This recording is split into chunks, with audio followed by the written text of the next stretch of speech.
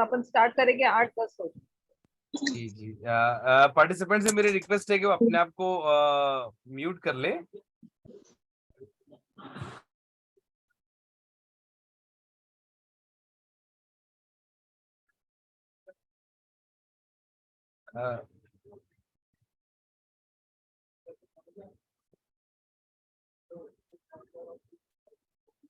ठीक है, हम लोग स्टार्ट करते हैं। अस्सलाम वालेकुम रहमतुल्लाहि व बरकातहू। सारे पार्टिसिपेंट जुड़ चुके हैं। मैं आप सभी का फिर से वेलकम करता हूँ आज के सेशन में। और आज का सेशन थोड़ा इम्पोर्टेंट इसलिए है क्योंकि करियर काउंसलिंग में मेरी आवाज आ रही है सबको? जी सर। जी। आज का सेशन थोड़ा इम्पोर्टेंट इसलिए है कि हम लोग अभी जो इन डेप्थ करियर काउंसलिंग की जो जान होती है, करियर काउंसलिंग का जो इम्पोर्टेंस होता है, उसकी तरफ बढ़ रहे हैं। और उसका एक सबसे बड़ा पहलू जो हम लोगों ने पहले स्टार्ट किया था कि कोर करियर काउंसलिंग को समझना और करियर काउंसलिंग के जो रियल में टेक्निकल एस्पेक्ट्स होते हैं उसको समझकर उसमें बारीकियों से गुजरना। खैर, तो उस लिहाज से आज का सेशन भी बहुत इंपॉर्टेंस रखता है कि आज हम लोग जानेंगे कि किस तरीके से साइकोलॉजिकल थेरीज का इस्तेमाल किया जाता है। कल मैंने साइकोलॉजिकल थेरी का सिर्फ ओवरव्यू ब्रीफ दिया था, उसमें बहुत सारे साइकोलॉजिकल थेरी को मिस कर दिया था क्योंकि मैडम आज इन डेप्थ में उसमें हमारी गाइडेंस करने वाले हैं और उसमें फोकस करने वाले हैं, इसलिए मैंने उसको छेड़ा नहीं था साइकोलॉजिकल काउंसलिंग के कुछ भी इश्यूज को। तो मैडम आज, क्योंकि मैडम साइकोलॉजिकल काउंसलर भी है और एज अ एजुकेशनल काउंसलर भी काम कर रहे हैं, तो बेहतर इंसान है इस सब्जेक्ट को जस्टिफाई करने के लिए।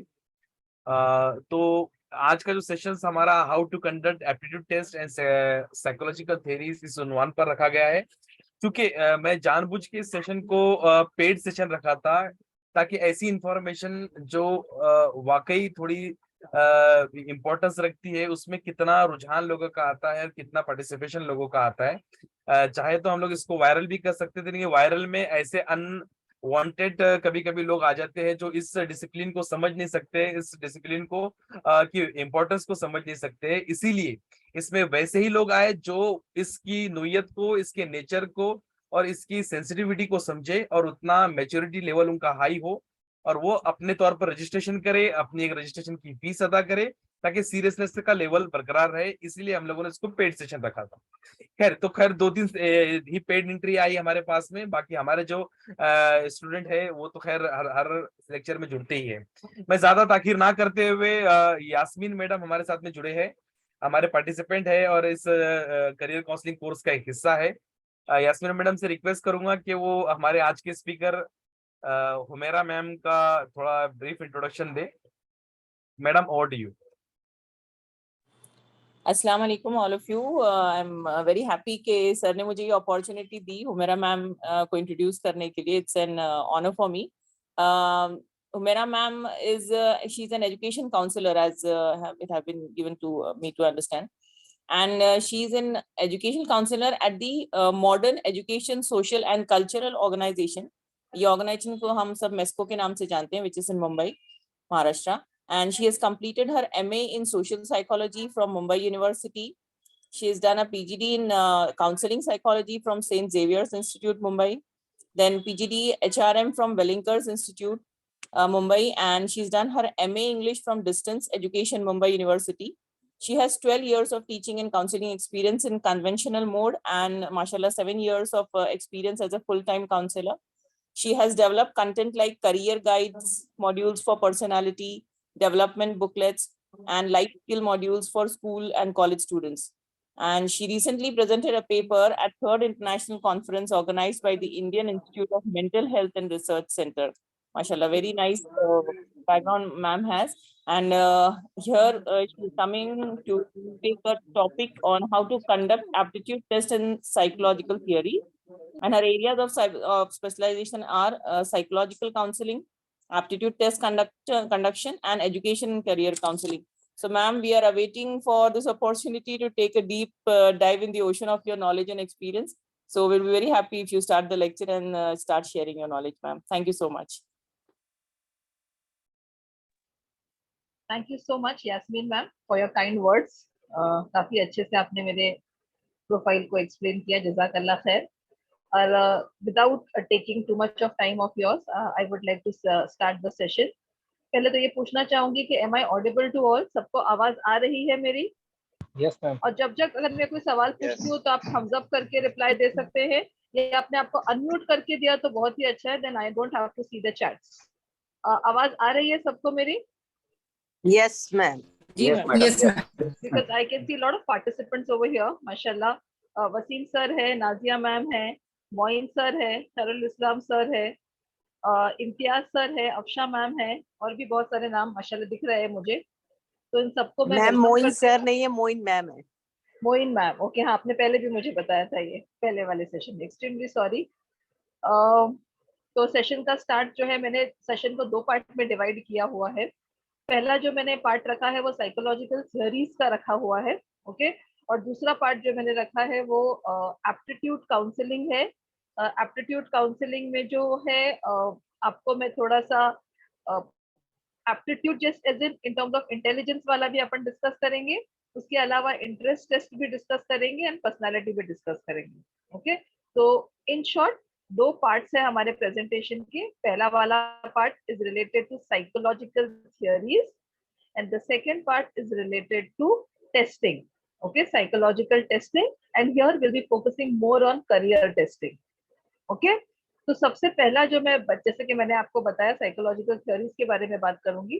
तो जैसे मैं हमेशा से बिलीव करती हूँ, एक 2 वे इंटरेक्शन होना बहुत जरूरी है. तो अगर इतने सारे प्रोफेशनल सामने बैठे हैं, 5-6 प्रोफेशनल्स हैं, ओवरऑल देखा गया तो 8 प्रोफेशनल्स तो है माशाल्लाह in front of me.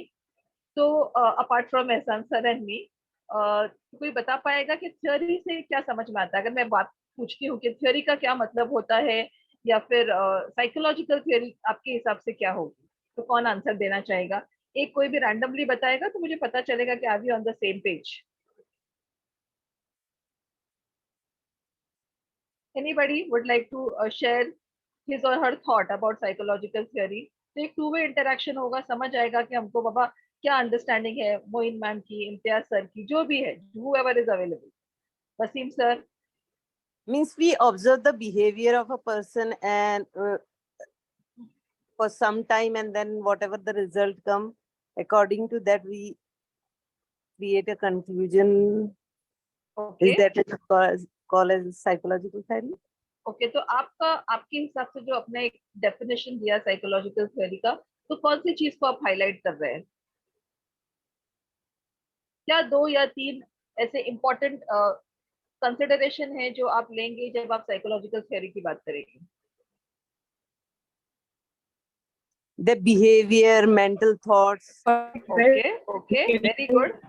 Behavior, yes. Behavior, okay. नहीं, थोड़ा सा डिस्टर्बेंस आ रहा है, नो प्रॉब्लम. लेकिन जैसे कि मैम ने बताया कि कहीं ना कहीं हम बिहेवियर पे, वेरी गुड, थिंकिंग पैटर्न के ऊपर हम बात करेंगे. तो साइकोलॉजिकल थ्योरी बेसिक बिहेवियर के बारे में बात करेगा, ओके. और पहले स्लाइड पे दिखाई दे रहा है, हिंट भी आपके सामने ही रखा है मैंने, कि जो एक थ्योरी होती है साइकोलॉजिकल, वो एक ह्यूमन बिहेवियर करती है, ह्यूमन इमोशंस को एक्सप्लेन करती है, और ह्यूमन ओवरऑल उसका जो एक पर्सनालिटी है उसको जो एक्सप्लेन करता है वो कहलाता है साइकोलॉजिकल थ्योरीज, ओके. और जिस तरह से हम जानते हैं कि हर एक सब्जेक्ट की अपनी थ्योरी होती है, चाहे वो बायोलॉजिकल थ्योरी हो, चाहे वो साइकोलॉजिकल थ्योरी हो, चाहे वो कोई और सब्जेक्ट से रिलेटेड थ्योरी हो, हर सब्जेक्ट में कहीं ना कहीं थ्योरीज होती है. और वो सारी जो थ्योरीज होती है वो बेसिकली टेस्टेबल होती है. टेस्टेबल होने का मतलब ये है कि हम उसको कहीं ना कहीं टेस्ट करते हैं, कर सकते हैं फ्यूचर में जाके, या उसको ऑलरेडी टेस्ट करके बनाया हुआ है, ओके. तो थियोरी का जो एग्जिस्टेंस में आना, ये सिर्फ हमारी सोच पे डिपेंड नहीं कर रहा है. बहुत सारे फिजियोलॉजिस्ट है, बहुत सारे सोशियोलॉजिस्ट है, बहुत सारे साइकोलॉजिस्ट है, जिन लोगों ने ऑलरेडी रिसर्च किया है, बहुत सारे एक्सपेरिमेंट्स किए हैं, बहुत सारे टेस्ट किए हैं, बहुत सारा केस स्टडीज किया है, and on the basis of that they have come up with something called as psychological theories, okay.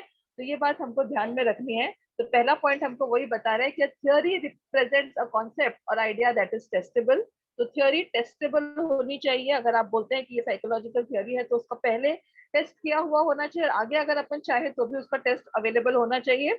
दूसरा, ये इंसान के थॉट्स को एक्सप्लेन करती है, इंसान के बिहेवियर को एक्सप्लेन करती है, और इंसान के इमोशंस को एक्सप्लेन करती है।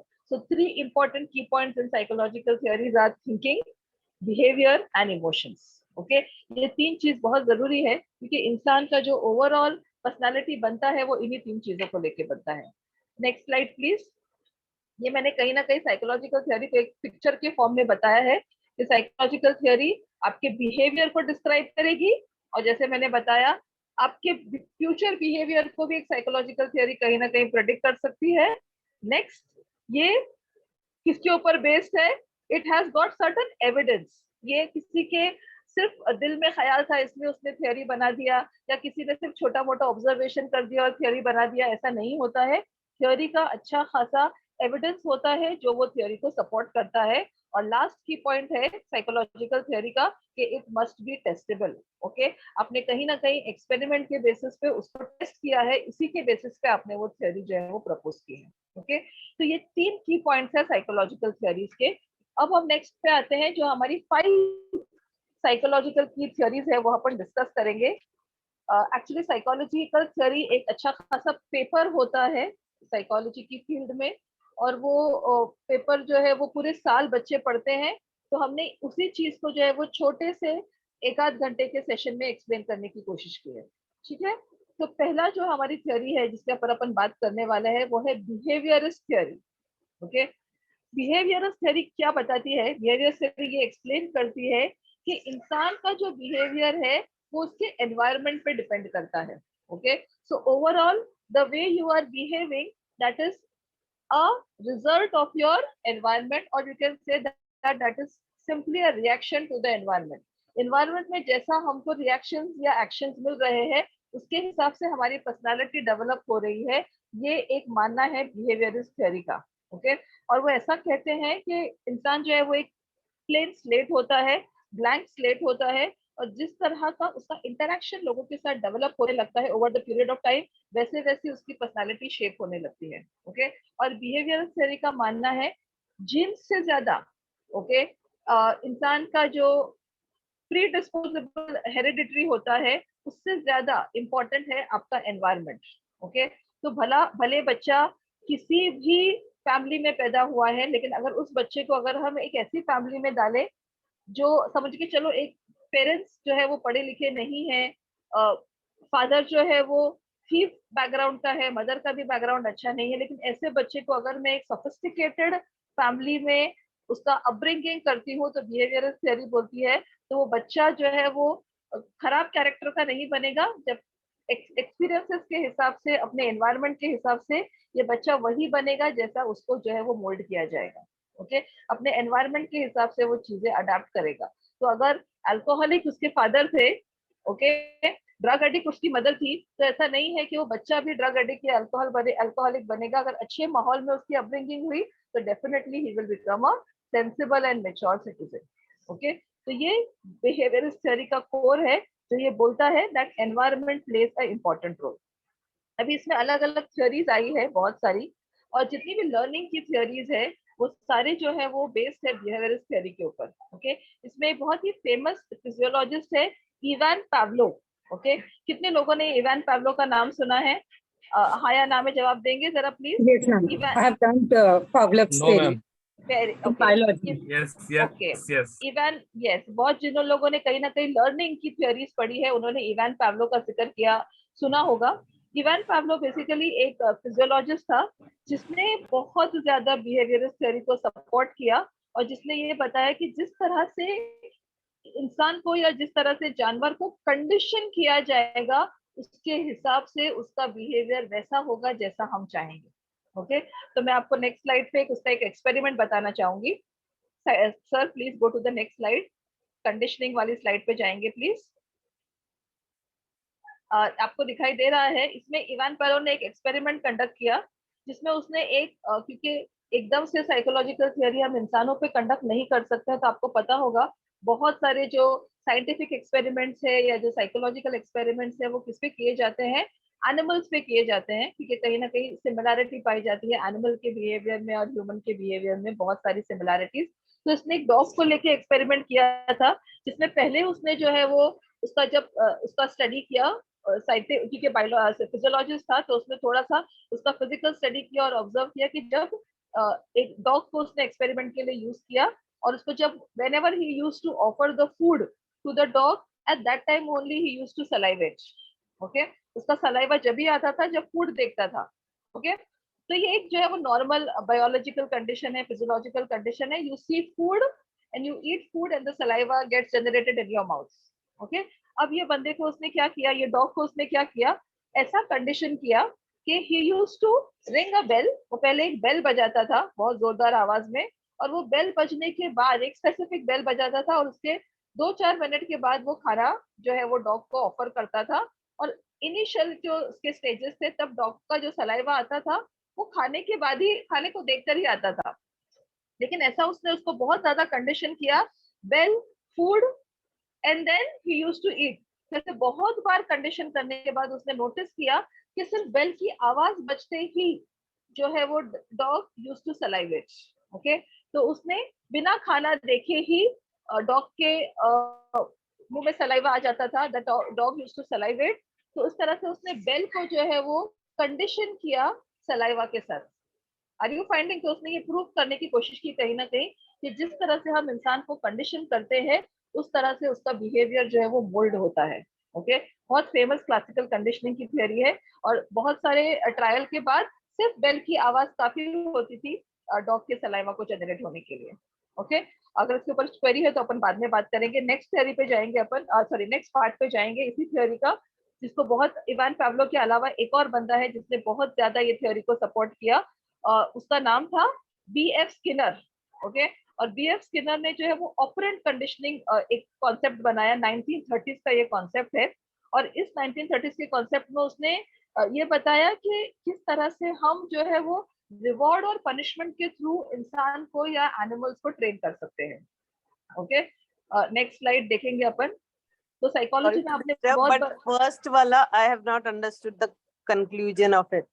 ओके, कंक्लूजन ऐसा है मैम कि किस तरह से इनिशियली एक फिजियोलॉजिकल रीजन है कि सलाइवा आपका माउथ में जनरेट होता है जब आप जो है वो फूड को देखते हैं या फूड को खाते हैं। ओके, एक्चुअली नॉर्मल कंडीशन में अगर मैंने बेल बजाया, अब मैं फॉर एग्जांपल मैं यहाँ बैठी हूँ और बेल की आवाज आती है, तो क्या हो रहा है, सलाइवा जनरेट होगा या किसी भी डॉग का सलाइवा जनरेट होगा क्या? डेफिनेटली फिजियोलॉजिकली और बायोलॉजिकली वो नहीं होगा ऐसे, आप समझ रहे हैं। लेकिन इस तरह से उसको कंडीशनड किया गया, इस तरह से उसको ट्रेन किया गया, इस तरह से उसके दिमाग ने ये चीज ले ली कि अगर बेल, तो इस तरह से उसने एसोसिएट किया कि बेल की आवाज इक्वल्स टू खाना। Getting my point? और उसका सलाइवा जनरेट हो गया even when the food was not at all served to him. Yes, understood. Dog को आप एक कंडीशन, आप बात करें कि जिस तरह से आप चाहे आप बंदे को मोल्ड कर सकते हैं। आपने बहुत बार देखा होगा एनिमल्स को जो है वो सर्कस में सिखाया जाता है, तो वो किसके जरिए सिखाया जाता है? ये जो थ्योरी है क्लासिकल कंडीशनिंग की थ्योरी है, या फिर ये जो ऑपरेंट कंडीशनिंग में थ्योरी की जो बात कर रही हूँ, बहुत सारे बच्चों के लिए भी हम ऑपरेंट कंडीशनिंग यूज करते हैं। अनकंडीशनल पॉजिटिव रिगार्ड, बच्चों को अगर हम कोई चीज के लिए अप्रिशिएट करते हैं तो वो बच्चे के अंदर वो चीज बिहेवियर को रिपीट करने के चांसेस बढ़ जाते हैं। ओके, अगर मैंने बच्चे को अप्रिशिएट किया उसकी अच्छी हैंडराइटिंग के लिए, उसको 3 स्टार्स दिए, ओके, तो नेक्स्ट टाइम वो बच्चे को समझ में आ जाता है कि मैडम मुझे 3 स्टार देती है, मुझे गुड बोलती है, मुझे चॉकलेट देती है, सब बच्चे मेरे को अप्रिशिएट करते हैं अगर मैं अच्छी हैंडराइटिंग निकालता हूँ। इस तरह से आप जो है वो पनिशमेंट के थ्रू जो है वो उसके नेगेटिव बिहेवियर को डिस्करेज कर सकते हैं। ओके, कि बच्चे को पता है कि अगर मैं अब्यूजिव लैंग्वेज यूज करता हूँ, अगर मैं बदतमीजी करता हूँ, तो मेरा ये चीज मुझसे छीन ली जाती है। ओके, तो ये रिवॉर्ड और पनिशमेंट का जो कॉन्सेप्ट हम देख रहे हैं वो कहीं ना कहीं ऑपरेंट कंडीशनिंग के बारे में बात कर रहा है। और बहुत सारी चीजें जो हम लर्निंग की जितनी भी चीजें हैं बच्चों को अपन सिखाते हैं वो क्लासिकल कंडीशनिंग का ही नतीजा है मैडम। आप समझ रहे हैं? नेक्स्ट वन जो है आपको समझ में आ जाएगा, ऑपरेंट कंडीशन। हाँ, ऑपरेंट कंडीशनिंग का जो आपको डायग्राम दिखाई दे रहा है, नेक्स्ट स्लाइड में जाएंगे सर। ऑपरेंट कंडीशनिंग में इन लोगों ने जो है वो जनरली वो लोग एनिमल्स यूज करते थे, माउस हो गया, मंकी हो गया, डॉग्स हो गए, कैट्स हो गए। तो इसमें माउस को जो है वो ट्रेन किया गया कि किस तरह से जो बिहेवियर उससे एक्सपेक्टेड था उसके लिए उसको रिवॉर्ड किया गया, और जो बिहेवियर वो चाहते थे कि वो ना करे उसके लिए उसको क्या किया गया, पनिश किया गया। ओके, या नेगेटिव रिमार्क दिए गए। अब इंसान है तो हम नेगेटिव रिमार्क दे सकते हैं, एनिमल है तो उसको अगर हमको पनिशमेंट के थ्रू बताया गया तो वो समझ जाते हैं कि हमको ये चीज करनी है और ये चीज नहीं करनी है। बात समझ आ रही है? तो this is the basic condition, I mean topic, और basic you can say conclusion of behaviorist theory, that you can make the person learn the things which you want him or her to learn. Okay, अगर हम starting से बच्चों को सही तरह से या लोगों को सही तरह से कंडीशन करेंगे तो काफी चीजें हम जो है वो बदलाव ला सकते हैं पर्सनालिटी में। So conditioning learning is the main concept of behaviours theory. Next है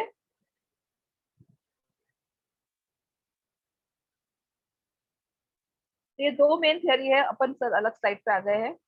ऑपरेंट कंडीशनिंग में और जितने भी हमारी जो आपने थेरेपी सुनी होगी, कॉग्निटिव बिहेवियरल थेरेपी है, ओके, सीबीटी जिसको अपन बोलते हैं, ये इतना डेप्थ में एक्चुअली जाने का अपने को जरूरत नहीं है, क्योंकि कैसा है कि सीबीटी थ्योरी हो गया या डीबीटी थ्योरी का मैंने जो जिक्र किया है, ये ज्यादातर साइकियाट्रिस्ट लोग जो होते हैं या साइकोलॉजिस्ट जो होते हैं, clinical psychologist, social psychologist, counselling psychologist, वो अपने जो क्लाइंट्स उनके पास आते हैं उनको उनके प्रॉब्लम से निकालने के लिए वो जो थेरेपी का यूज करते हैं वो बेस्ड होती है कहीं ना कहीं थ्योरीज के ऊपर। ओके, सो बहुत फेमस थेरेपीज है।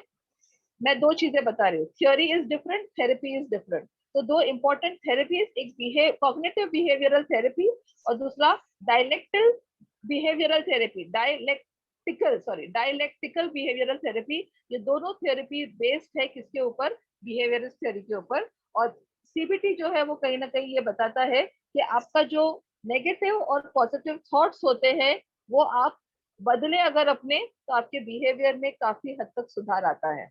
ओके, तो यहाँ पे ये लोग बता रहे हैं कि आपकी थिंकिंग पैटर्न, आपका करंट बिहेवियर जो है आप चेंज कर सकते हैं if you are ready to work on yourself, if you are ready to learn something which is good for yourself and you are ready to unlearn something which is bad for yourself. Okay, so this theory is basically talking about environmental things which are related to your behavioral, environmental situations which are related to your behavior, and talking about learning and conditioning and making yourself capable of dealing with the situation as per the learning things which you are going to have in your present and in your future. Okay, next theory पे अपन जाएंगे। तो ये वाला पहला वाला जो theory था इसने आपके एनवायरनमेंट पे फोकस किया। ये दूसरी थ्योरी है साइकोडायनामिक थ्योरी। अब साइकोडायनामिक थ्योरी जो है वो क्या बता रही है, ये बोलती है कि आपका पास्ट, जिसमें दो चीजें आती है, कॉन्शियस मतलब आपका प्रेजेंट होता है।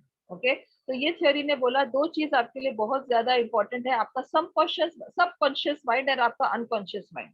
और इंसान के जितने भी बिहेवियर है वो बेसिकली उसके सबकॉन्शियस और उनके अनकॉन्शियस माइंड पे बहुत ज्यादा डिपेंड करते हैं।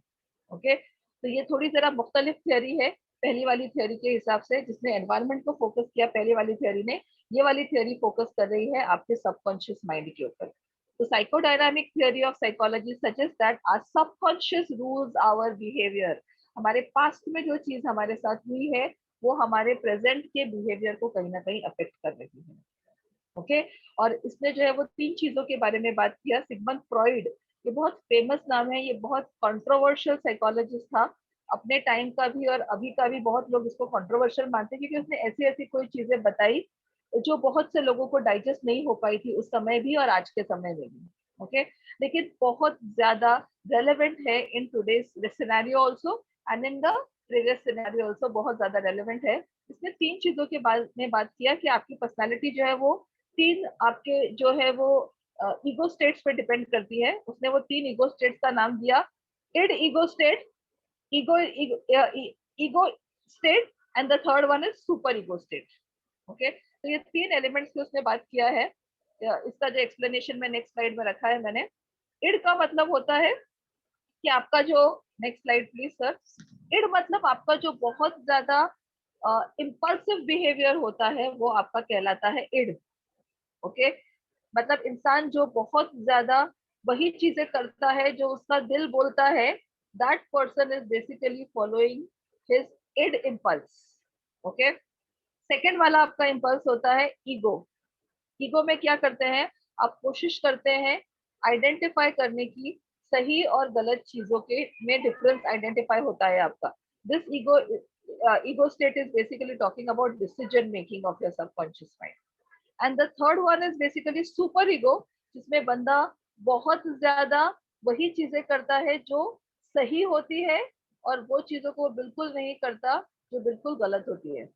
ओके, तो आपने बहुत बार देखा होगा बहुत से लोग जो है वो गलत हरकतें बहुत फटफट सीख भी लेते हैं और फटाफट उसको इम्प्लीमेंट भी करते हैं। ओके, तो अपन वो कह सकते हैं कि उनका इड जो स्टेट है वो बहुत ज्यादा उनका लाइफ कंट्रोल करता है।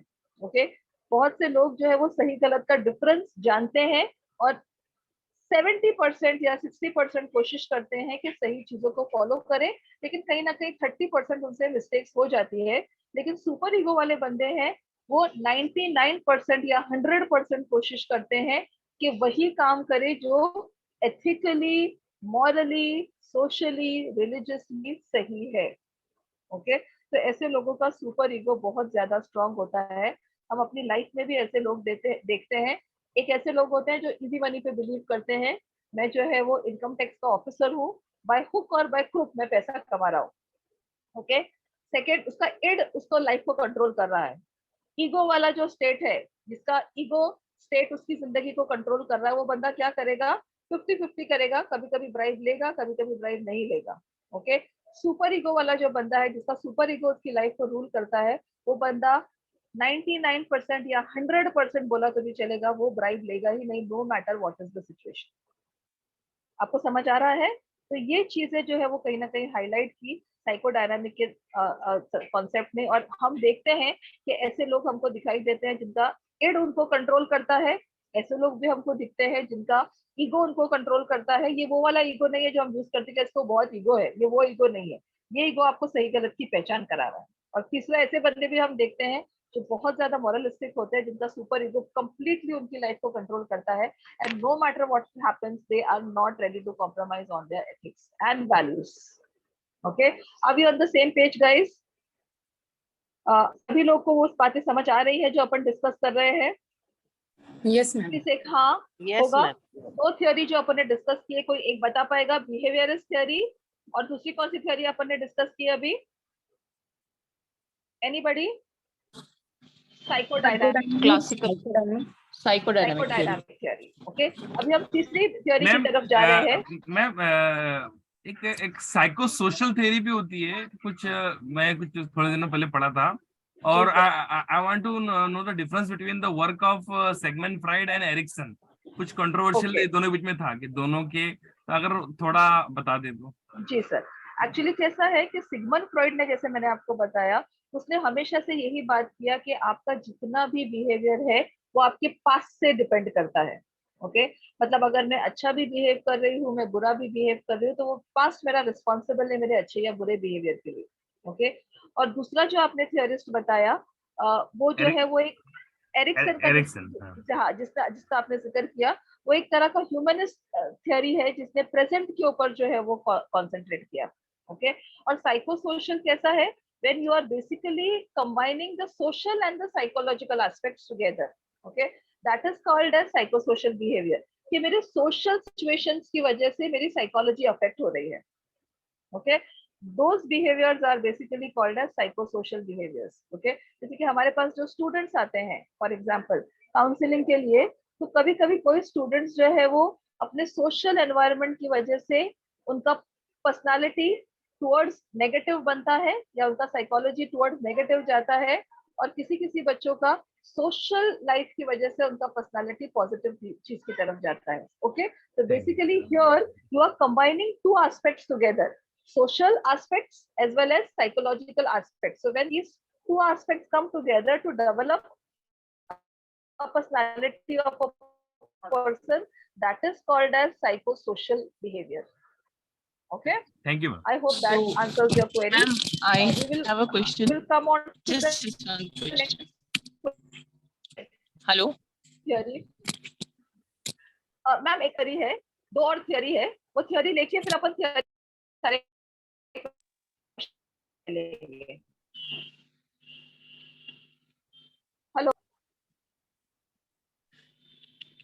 रिक्वेस्ट करूंगी सारे participant. Voice is breaking, ma'am. ये जितने भी आपकी क्वेरीज है आप ठीक है, क्योंकि मुझे क्लियर आवाज आ रही है सबकी. Okay, voice is okay, ma'am. Please continue. हाँ हाँ. Next one is humanistic theory. Okay, अब ह्यूमनिस्टिक थ्योरी ने क्या बोला कि जो पर्सन ओरिएंटेड थियरिस्ट होते हैं या जो पर्सन ओरिएंटेड थेरेपिस्ट होते हैं, मैं बार बार ये दो अलग अलग चीजें आपको बता रही हूँ. Theory is different and therapy is different. हाँ, therapy is basically to treat the patient. Therapy is basically to treat the client, and theory is basically to explain the behavior. I hope I am making you understand these two concepts. Theory is to explain the concept, to explain the behavior, and therapy is to treat or to deal or to heal the client. Okay. अब humanistic theory ने क्या किया, इसने पूरा के पूरा focus ना तो पास्ट के ऊपर किया ना एनवायरनमेंट के ऊपर किया. इसने बोला कि human itself is responsible for his और हर बिहेवियर. ओके, उसने बोला कि जो इंसान का करंट बिहेवियर है, उसके जो करंट इमोशंस है, ये सारे के सारे उसके खुद का कंट्रोल होता है, जिसको अपन बोलते हैं internal locus of control. Okay, आप ये नहीं मान रहे हो कि एनवायरनमेंट की वजह से वो बंदा ऐसा बना है, आप ये नहीं मान रहे हो कि पास्ट की वजह से वो बंदा ऐसा बना है, आप ये मान रहे हो कि जो भी हो रहा है वो बंदा ही, the human itself is responsible for his or her actions and behaviors. In this theory, individuals are responsible for their own happiness and social functioning. Okay, मतलब आप खुद आपके पॉजिटिविटी के लिए, आप खुद आपकी नेगेटिविटी के लिए रिस्पॉन्सिबल हो. Humanist theory is focusing more on an individual's current emotion that may be influencing their behaviors and feelings. Okay, तो ना तो यहाँ पे आप एनवायरनमेंट को दोष दे रहे हो, ना तो आप यहाँ पे उसके पास्ट को रिस्पॉन्सिबल ठहरा रहे हो. आप ये बोल रहे हो कि इंसान का जो खुद का अभी करंट जो इमोशंस है, इसके हिसाब से उसके बिहेवियर्स, उसका जो परसेप्शंस, उसका ओवरऑल इंटेंशंस डेवलप होता है. Okay, human, the name itself suggest that आप पूरा के पूरा फोकस दे रहे हो इंसान की अपनी कैपेसिटी को. ओके, उसको पूरा रिस्पॉन्सिबल ठहरा रहे हो, उसके हैप्पीनेस को या उसके डिप्रेशन को या उसके ओवरऑल बिहेवियर को. Okay, next one.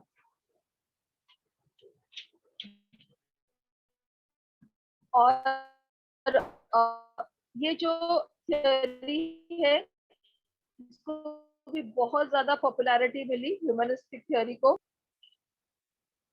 Humanist therapy, the client guides the therapy session by taking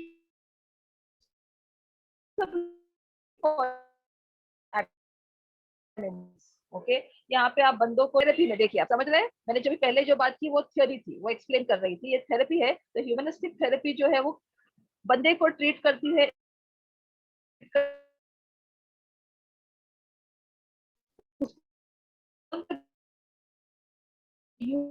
responsible for your actions. And और दो बहुत फेमस ह्यूमनिस्ट थ्योरीज है, अब्राहम मैस्लो और दूसरा है Karl Rogers.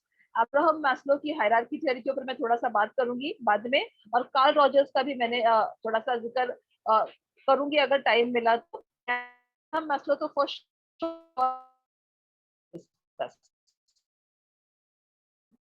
Humanist theory is next one is cognitive theory. Okay, कितने लोगों को cognition का मतलब पता है? What is the meaning of the word cognition? Cognition is a psychological name for your Coordination. No, cognition is not coordination. Intelligence, Cognition, intelligence. not intelligence per se also, not intelligence per se also. It is basically a thinking. Okay, so if I say cognition, it's a big umbrella basically. एक बहुत बड़ा umbrella है जिसमें आपका जो भी activity आपके brain से, जैसे कि किसी ने वर्ड यूज किया ब्रेन से या आपकी सोच से रिलेटेड है, दैट इज बेसिकली आपका मेमोरी, आपका लर्निंग, आपका थिंकिंग, ये सारा के सारा जो है वो कॉग्निशन के अम्ब्रेला के अंदर आता है. So it's a big terminology, it's a big umbrella under a lot of things come.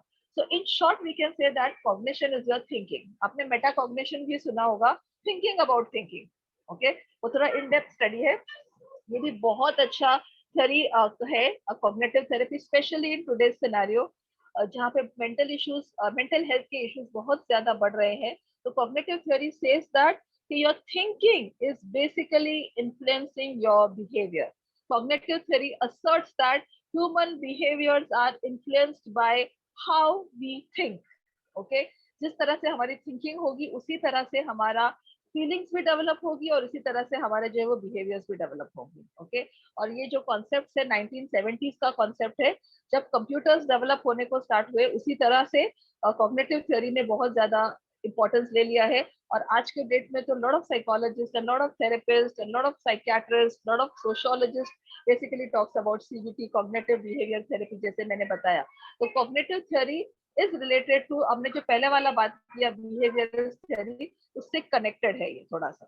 ठीक है, and this theory explains how human processes categorize information and how that information impact behavior. Okay, so basically आपका जो एक information है जो आपकी thinking level पे हो रहा है वही आपके behavior को explain करता है. Okay, एक और theory है biological theory.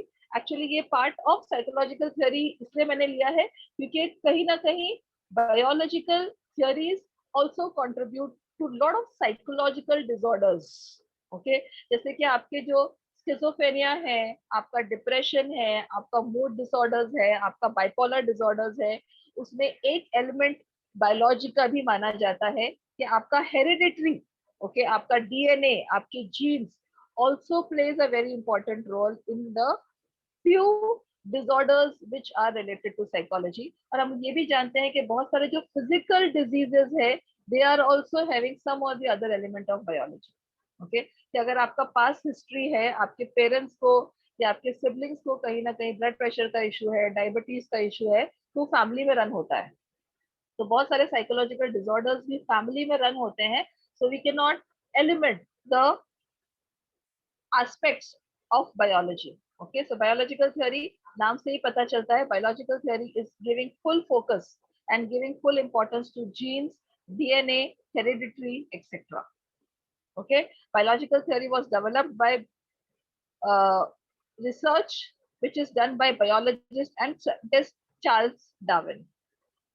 Okay, next मैंने जो स्लाइड लिया है, मैंने जैसे कि बताया कि एग्जांपल्स लिए हैं मैंने साइकोलॉजिकल थ्योरी के. बहुत फेमस एग्जांपल है मैस्लोज हायरार्की का, नीड थ्योरी. इनफैक्ट जितनी भी इंडस्ट्रीज काम कर रही है जिनका परफॉर्मेंस एम्प्लॉइज का बहुत अच्छा होता है, वो अब्राहम मैस्लो की थ्योरी पे ही काम करते हैं. ओके, वो अपने एम्प्लॉइज को मोटिवेट करने के लिए अब्राहम मैस्लो की साइकोलॉजिकल थ्योरी ही यूज करते हैं, जिसमें 5 नीड्स के ऊपर वो लोग काम करते हैं एम्प्लॉइज के: physiological needs, safety needs, love and belonging, self esteem and self actualization. Okay, और हर इंसान में ये नीड्स है ही. हम अपने पहले फिजिकल नीड्स को सेटिस्फाई करने की कोशिश करते हैं, basic food, clothing and shelter. Once that is satisfied, then only we think about the environment, we think about house, we think about safety. वो अगर हमारा सेटिस्फाई हो गया तभी ही हम लव एंड बिलोंगिंगनेस की बात करते हैं, तभी हम जो है वो फ्रेंड्स, सोशल लाइफ तभी ही पॉसिबल होता है. फ्रेंड, सोशल लाइफ अगर हो रहा है उसके बाद ही हम सेल्फ स्टीम की बात करेंगे.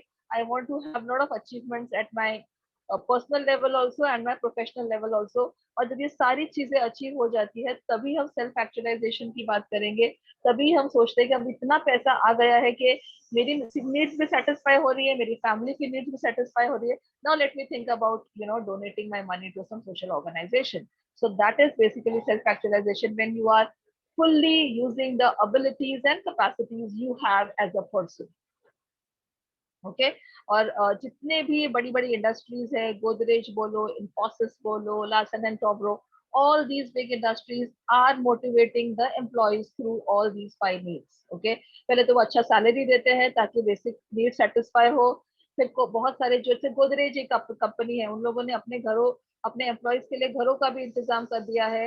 एक पूरा कॉलोनी है उनका जहाँ पे स्कूल्स है, हॉस्पिटल है, तो उनका सेफ्टी नीड्स भी वो लोग कर रहे हैं, सोशल एंड बिलोंगिंगनेस नीड्स, इतना पैसा देते हैं कि वो लोग सोशल लाइफ भी इंजॉय कर सके, प्रमोशंस देते हैं सेल्फ स्टीम को बढ़ावा देने के लिए, और बहुत अच्छा परफॉर्म किया तो आपको आपकी कंपनीज में शेयर भी देंगे ताकि आप सेल्फ एक्चुअलाइजेशन तक नीड पे भी जा सकें। I hope I am on the same page. Are you with me guys? Yes.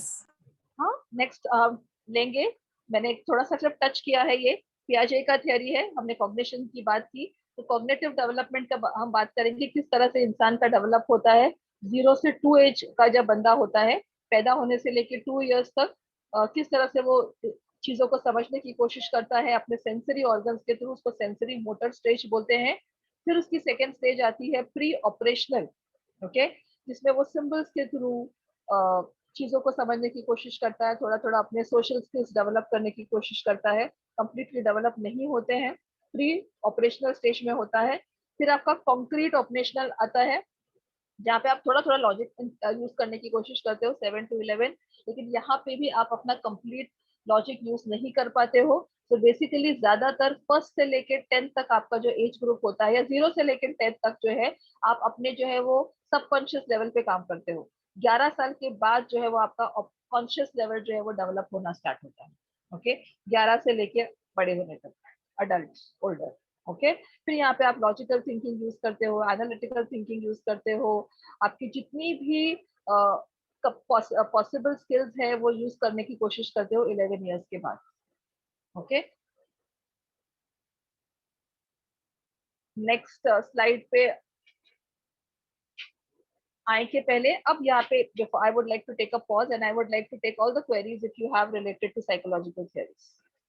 कोई पूछना है सवाल साइकोलॉजिकल थ्योरीज के बारे में? Ma'am, I have one question. That physical appearance also plays an important role for this or not? मतलब psychological theories में आप पूछना चाह रहे हैं किस कॉन्टेक्स्ट में? फिजिकल अपीयरेंस, देखिए, हाँ, when someone मतलब कोई आता है उसको सजेशंस के लिए या फिर काउंसलिंग के लिए, so okay. is there physical appearance plays also a role? Because sometimes because in our profession we have found that physical appearance provide the history or the behavior of the patient के selection रहता है, लोग मतलब किस चीज के बारे में ज्यादा ऑप्ट करते हैं, किस चीज को ये करते सिलेक्शन, तो सिलेक्शन क्वालिटी उस पर क्या ये भी इम्पोर्टेंस है उस चीज में? फिजिकल अपीयरेंस एक्चुअली स्पीकिंग, अगर आप साइकोलॉजिकल कॉन्सेप्ट्स की बात करेंगे, so I would rather not give much importance to physical appearance, okay? हाँ, we always say that first impression is the last impression, but वो अगर आप इंटरव्यू वगैरह के लिए जा रहे हैं तो आप जो है वो फिजिकल अपीयरेंस वगैरह को इम्पोर्टेंस दे सकते हैं, ओके। लेकिन जहां तक आप एक इंसान के इनर सेल्फ की बात करते हैं, psychology basically talks about your overall behaviour pattern, so I don't think so physical appearance plays much importance role as far as psychological theories are concerned, okay? I would rather say ये grooming वगैरह जो है वो आपके profession level पे काम आती है आपको, लेकिन जैसे आप देखते हो कि जितने भी बड़े बड़े लोग हैं, ओके, जितने भी बड़े सेलिब्रिटीज बोलो या फिर आप विजनरीज बोलो, they are always simple, okay. Take a simplest example of Sudha Murthy. आप सुधा मूर्ति को जान पा रहे हैं? तो अगर वो एक बंदी, सुधा मूर्ति जो है वो नारायण मूर्ति की वाइफ है, नारायण मूर्ति जो इन्फोसिस का फाउंडर मेंबर है। तो अगर आप ऐसी लेडी जो बहुत सिंपल है but she has got a very high level of thinking, Mother Teresa for that matter, okay, so are we going to जज people on the basis of physical appearance? No, I don't think so, okay. आपको maintain करना है physical appearance क्योंकि वो एक आपका impression create करता है, sir. No, ma'am. Actually, this question belongs not for the specific, particular, well-known personality. I have नहीं, किसी के लिए भी सर। हाँ, अगर कोई बच्चा वगैरह, जी जी जी, हाँ, तो इसके लिए मैं सिर्फ ये बोलना चाहूंगी सर कि एक लेवल तक आपका इंप्रेशन, क्लीनलीनेस तक मैं यहाँ पे आपको मैं बोलना चाहूंगी कि instead of giving importance to physical appearance, I would rather say give importance to cleanliness, कि वो बंदा कितना क्लीन है. Okay, so that is more important than anything else. नहीं, अगर आप मुझे ऐसा पूछ रहे हैं कि फिजिकल अपीयरेंस इंपॉर्टेंट है बच्चों को जज करने के लिए, तो मेरा आंसर होगा नो. ओके, सिर्फ क्लीनलीनेस एस्पेक्ट को मैं इंपॉर्टेंस दूंगी कि वो बच्चा क्लीन है. अगर स्कूल में आ रहा है, तो अगर वो टेस्टिंग के लिए आ रहा है, साइकोलॉजिकल टेस्टिंग के लिए आ रहा है, तो अगर क्लीन बंदा है तो मुझे एक अंदाजा होगा कि वो बंदा थोड़ा जरा सिस्टमैटिक है, हाइजीन को इम्पोर्टेंस देता है. लेकिन मैं उसके फिजिकल अपीयरेंस से उसका माइंड जज नहीं करूँ. यस, आई विल नॉट जज his or her intelligence on the basis of his or her physical appearance. Bottom line. समझे सर आप? Yes ma'am, thank you. तो फिजिकल अपीयरेंस को आप डेफिनेटली सेकेंडरी रखिए, प्राइमरी नहीं रख सकते हैं. मैडम एक और क्वेश्चन है अल्तमस साहब का, शायद स्क्रीन पे दिख रहा हूँ आपको. Which psychological theories talk about mathematical skill acquisition, factors behind mathematical skills? Very good, बहुत अच्छा क्वेश्चन है.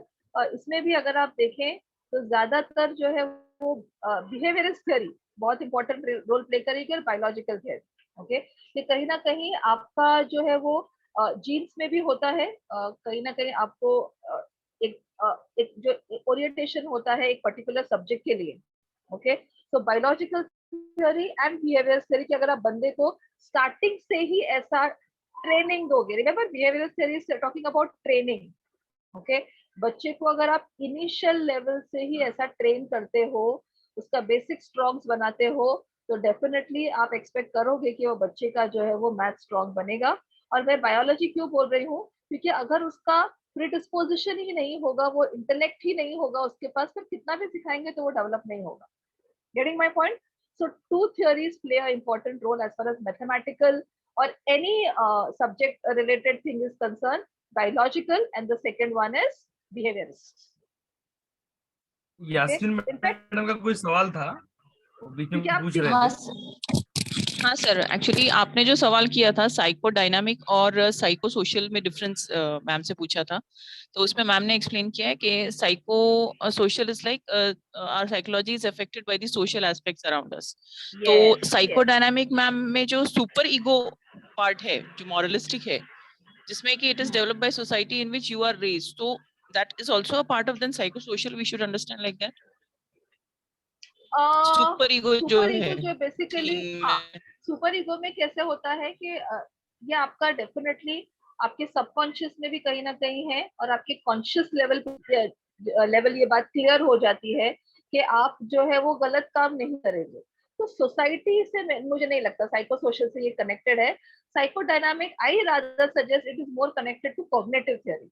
ओके, क्योंकि आपकी थिंकिंग को आपने इतना स्ट्रांग बनाया है कि बाहर के 10 लोग अगर पैसे ले रहे हैं, ओके, आपके 11 एम्प्लॉइज है, 11 ऑफिसर्स है, 11 में से 10 लोग जो है वो ब्राइब ले रहे हैं. तो सोशल फैक्टर्स तो आपको बोल रहे हैं कि 10 लोग ले रहे हैं तो तू 11वां है, तू भी ब्राइब ले ले. ओके, लेकिन मेरा कॉग्निशन इतना स्ट्रांग है मेरा सबकॉन्शियस इतना स्ट्रांग है कि no matter what others are doing, I am not changing myself. आप समझ रहे हैं मैं क्या बोलना चाह रही हूँ? जी, यस मैम, अब clear.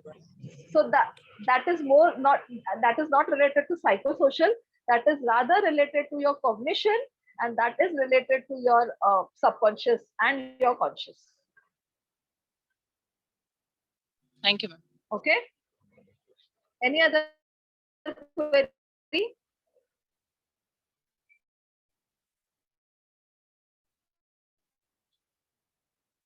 Okay, human is a very complicated creature. Okay, इंसान बहुत ही complicated creature है. तो कोई एक थ्योरी इंसान को बना या बिगाड़ नहीं सकती है. Okay, we are basically combination of all these different theories. Getting my point? Some of our personality is determined by biological aspects. Some of our personality aspects are determined by cognitive aspects. Some of our personality determined by psychodynamic. So हमारा nature, human nature इतना complicated है, तो उसको समझने के लिए अगर हर psychological theory से समझा जाएगा तो आप वो इंसान को बेटर समझ पाएंगे. ओके, और वो इंसान को फिर आप लेबल नहीं करेंगे, जनरलाइज नहीं करेंगे कि ये बंदा तो ऐसा ही है. ओके, तो एक साइकोलॉजी जो बोलती है कि you always try to be non judgemental, आपको जो है वो इंसानों को लेके नॉन जजमेंटल होना है। ओके, कहीं ना कहीं अपनी सोच को यहाँ तक सीमित नहीं रखना है कि ये लोग तो ऐसे ही होते हैं, ये लोग तो वैसे ही होते हैं। तो अगर आपने एक बंदे को पूरा होलिस्टिकली समझा तो मेरे हिसाब से जो है आपको एक सही पिक्चर नजर आएगी।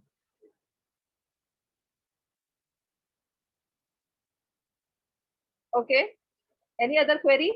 मैम एक क्वेरी और है मेरी, यहाँ पर जो ह्यूमनिस्टिक थियरी और कॉग्निटिव थियरी आपने एक्सप्लेन की है, तो इसमें सिमिलैरिटीज मेरे ख्याल से बहुत है। ह्यूमन बिहेवियर भी influence by how we think है, और ह्यूमनिस्टिक थियरी भी humans are responsible for their own behaviour and feelings है। तो इसमें टोटली जो हमारा थॉट प्रोसेस है यही दोनों इसमें काम आएगा। इसमें external factors will not be taken into consideration, मतलब वो आता ही नहीं है कहीं पर, सिर्फ और सिर्फ bang on, bang on, so bang on. Okay नहीं सर, मैं यहाँ पर एक बात एक चीज मैंने बताया ना कि एक चीज ऐड करना चाहूंगा कि साइकोलॉजी जनरली जो कॉन्सेप्ट है ना, तो वो कभी कभी कुछ ऐसे पैरामीटर्स होते हैं, ऐसी थेरीज होती है जो बहुत सारे लोग जो है ना बगैर पढ़े भी उसको जान लेते हैं। यानी आपने बहुत सारे लोग ऐसे देखा होगा जो इतने लिटरेट नहीं है, इतने ज्यादा फिलोसॉफिकल नॉलेज नहीं रखते हैं, लेकिन फिर भी उनका बिहेवियर जो है वो इतनी अच्छे तरीके से साइकोलॉजी को समझ लेते हैं। तो ये जनरली इंसान की नफ्सियात है। तो ये साइकोलॉजी ने क्या किया, ये जो साइकोलॉजिस्ट थे, इन्होंने अपनी रिसर्च करके उसको एक फॉर्मुलेट करने की कोशिश किया कि अगर कोई लेमैन है और लेमैन अपने आप को सुधारना चाहता है तो उसको सुधारने के लिए एक किताब पढ़ ले और किताब पढ़ के अपने आप को चेंज कर ले। लेकिन कुछ ऐसी चीज लोग ऐसे होंगे, मतलब बहुत सारे ऐसे नॉर्मल लोग भी होते हैं, ये जो एक्सपर्ट होते हैं जिन्होंने कोई किताब नहीं पढ़ी, लेकिन वो साइकोलॉजिकल ट्रिक्स का इस्तेमाल करते हैं, मैनिपुलेशन का इस्तेमाल करते हैं, परसुएशन का इस्तेमाल करते हैं, उनकी कम्युनिकेशन की स्किल के अंदर वैसे वर्ड्स होते हैं, लेकिन उन्होंने कभी पढ़ा नहीं होता है। तो कभी कभी क्या होता है, साइकोलॉजिस्ट ऐसे एग्जाम्पल्स को और मॉडल्स को देखकर भी नई थ्योरी ड्राइव करते हैं। ओके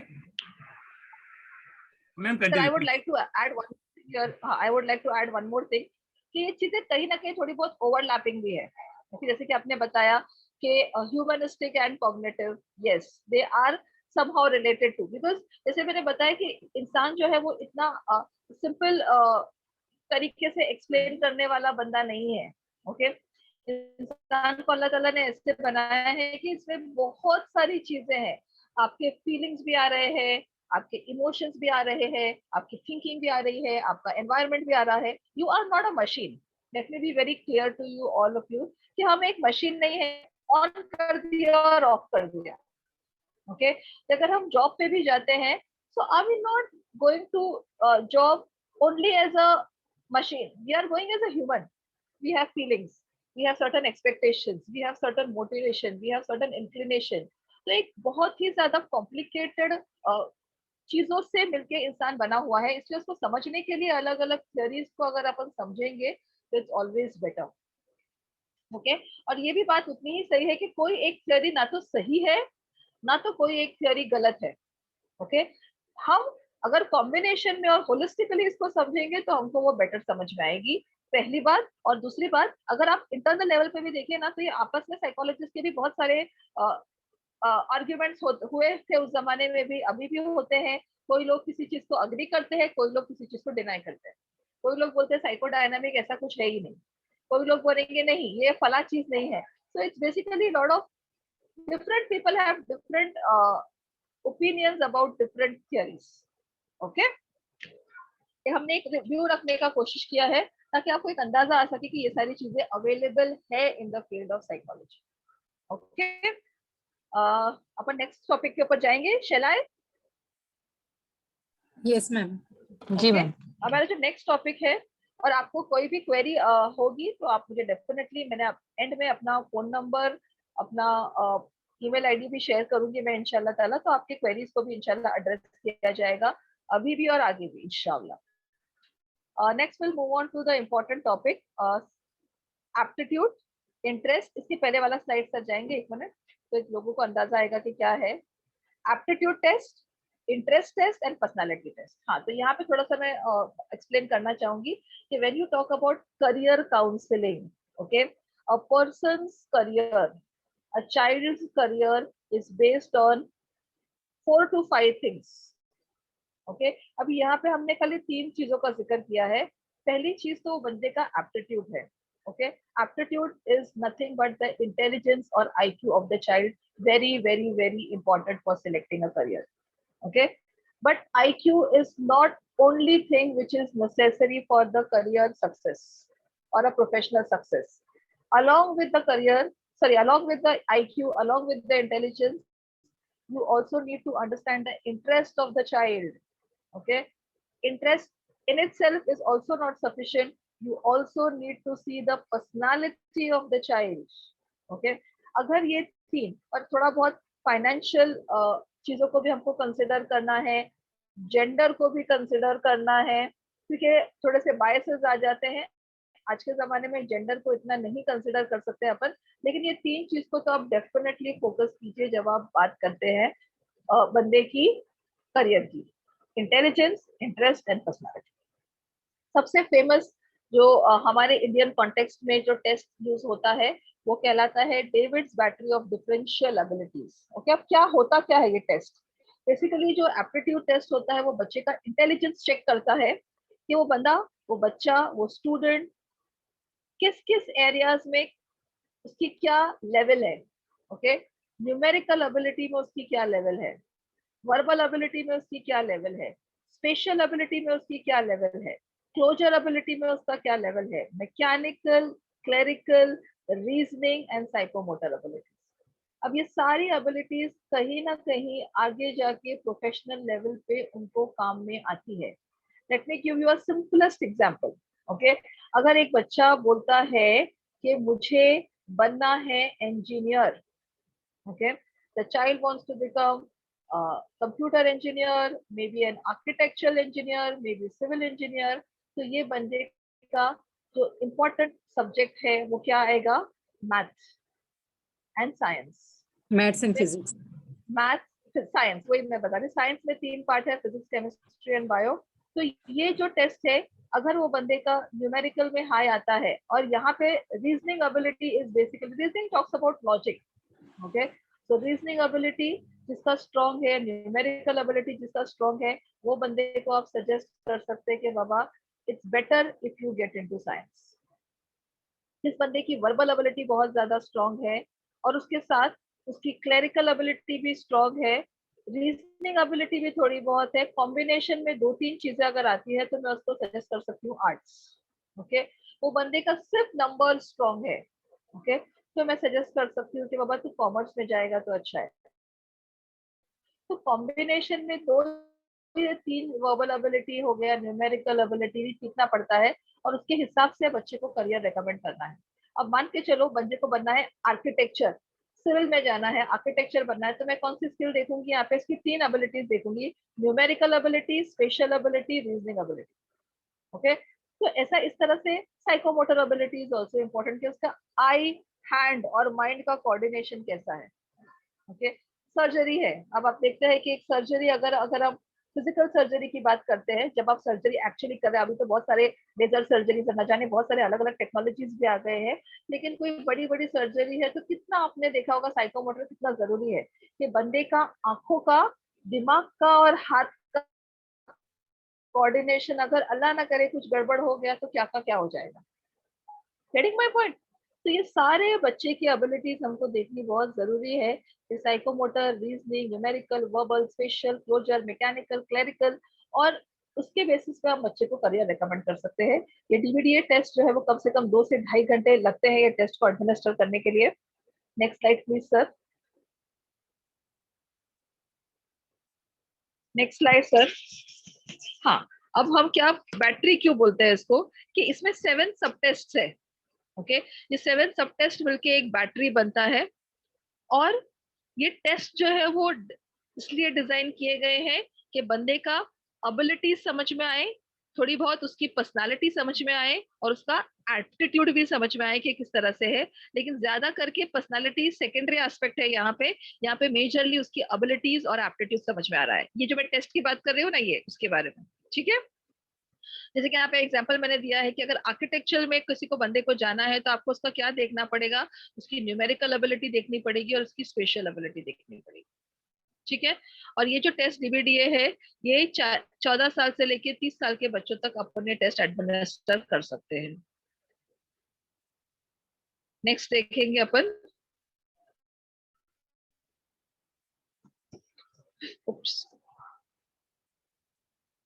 नेक्स्ट है डीबीडीए की तरह ही एक और बहुत फेमस टेस्ट है मार्केट में अवेलेबल, जो 1947 में बना हुआ है, ओके। और ये टेस्ट जो बनाया है वो जॉर्ज बेनेट ने बनाया है एंड हारोल्ड सीशोर सर जो है उन्होंने ये टेस्ट बनाया है, और अलेक्जेंडर वेस्टमैन, ये 3 लोग ने जो एप्टीट्यूड बनाया सीनियर हायर स्टूडेंट्स के लिए, मतलब हायर लेवल के 9th standard 10th standard 11th 12th standard के बच्चों के लिए जो टेस्ट बनाए हैं डीएटी, बहुत ही पॉपुलर टेस्ट है। इसका इंडियन वर्जन भी अवेलेबल है। इसके अंदर भी नेक्स्ट स्लाइड, इसके अंदर भी वर्बल एबिलिटी चेक कर रहे हैं आप, numerical, abstract, perceptual, speed and accuracy जो साइकोमोटर्स जैसा ही है, मैकेनिकल चेक कर रहे हैं, space, spelling and language, okay. और ये जितने भी टेस्ट है, बीएटी टेस्ट बोलो या डीबीटी टेस्ट बोलो, these tests are basically conducted under supervision just like an examination with a proper time limit, okay। और जो डीएटी, इसके वर्जन आते हैं, हमेशा याद रखिए आप, जो टेस्ट पहले कभी 1947 में आया है तो अभी उसका 5th वर्जन ऑलरेडी अवेलेबल है। 1992 में जो वर्जन आया है वो टेस्ट आप जो है वो ले सकते हैं क्योंकि वो कंपैरेटिवली लेटेस्ट टेस्ट है।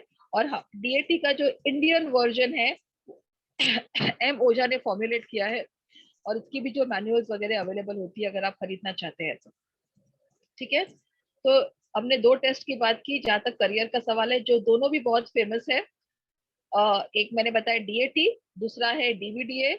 एक जनरलाइज इंटेलिजेंस टेस्ट भी अवेलेबल है मार्केट में, जो बहुत सारे जो गवर्नमेंट के जो टीचर्स वगैरह होते हैं उन लोगों को इसका एक्सेस मिलता है जीएटी का, लेकिन ज्यादातर अगर आप लेना चाहे तो डीएटी और DBDA these are also good tests, okay. दूसरा, जैसे कि मैंने बताया, इंटरेस्ट टेस्ट जो है वो इंटरेस्ट चेक करना जरूरी है। तो यहाँ पे जो है वो हॉलैंड का रियासेक, हॉलैंड ने जो एक रियासेक करके टेस्ट बनाया है जिसमें उसके 5 चीजों को बहुत ज्यादा हाईलाइट किया है कि बंदे की पर्सनालिटी को वो चेक कर रहा है, उसके इंटरेस्ट को चेक कर रहा है in the context of whether the person is realistic as a person, whether the person is investigative, artistic, enterprising and conventional। तो ये इसकी पर्सनालिटी भी बता रहा है, उसका इंटरेस्ट भी बता रहा है कि जो इंटरेस्ट, फॉर इंस्टेंस अगर जो लोग करने पे बिलीव करते हैं, डूअर्स, ओके, रियल इंजीनियर्स वगैरह, they can into the, they come under the category of realistic personality and realistic interest। Thinkers, researchers, psychologists, scientists, they come under the category of investigative, सोचना पसंद है उनको ज्यादा, okay. Artistic, dance, drama, creativity, editing, event management, ये सारा जो है, fashion designing, all these comes under artistic. Creative, उनकी दिमाग बहुत तेज चलता है क्रिएशन में, कहीं ना कहीं वो कुछ क्रिएट करना चाह रहे हैं, okay. Social orientation people where you want to help the society, so field like psychology also comes under helping profession। अगर आप बात करते हैं social work की, so that also comes under sociologist also for that matter। तो ये सारे profession आएंगे आपके social में। एंटरप्राइजिंग, आप कहीं ना कहीं लोगों को कन्विंस करना चाह रहे हो, तो अगर आप मार्केटिंग करना चाह रहे हो, सेल्स करना चाह रहे हो, आपको फाइनेंस में भी इंटरेस्ट है, तो ये सारे जो वो आएंगे किसके अंदर, एंटरप्राइजिंग, ओके। तो जितने भी बिजनेसमैन वगैरह टाइप के जो बच्चे होते हैं जिनको कुछ ना कुछ बड़ा करना है, एंटरप्रेन्योर बनना है, एंटरप्रेन्योर बनना है, इन 2 चीजें हैं। आप अपने ऑफिस में भी एक्सेल करना चाह रहे हो तो वो एंटरप्रेन्योर्स है, और अगर आप बाहर कुछ अपना खुद से बिजनेस करना चाह रहे हो तो यू आर बेसिकली एंटरप्रेन्योर्स। तो वो एंटरप्राइजिंग वाली पर्सनालिटी है उनकी। कन्वेंशनल, ओके, कि आप जो है वो एक टिपिकल तरह का अकाउंट्स में ही काम करना है, एक कन्वेंशनल आपका थॉट प्रोसेस है, तो वो जो है वो एक कन्वेंशनल फील्ड में जिसमें ऑलरेडी सिस्टम बना हुआ है ऐसे फील्ड में काम करना चाहेंगे, तो उनके लिए कन्वेंशनल फील्ड अवेलेबल है, ओके तो ये इंटरेस्ट बहुत अच्छा टेस्ट है रियासत का, देखो आपको दिख रहा है। इन्वेस्टिगेटिव बेसिकली आर थिंकर्स, सोचते हैं, कुछ नया नया इन्वेंट करना चाहते हैं। Artistic people are basically creators, कुछ नया बनाना चाह रहे हैं in the form of music, in the form of art, in the form of drama. Sports के लोग भी ज्यादातर आर्टिस्टिक फील्ड में ही आते हैं। Social are basically called as helpers, enterprising people are persuaders, they want to persuade people. Conventional people are organizers, they want everything in a very systematic kind of a way, they want everything in an organized setup. Okay, and realistic people are basically doers. Actually sorry, artistic में sports person नहीं आएंगे, realistic में आएंगे sports person, because they are concentrating on actions, doers.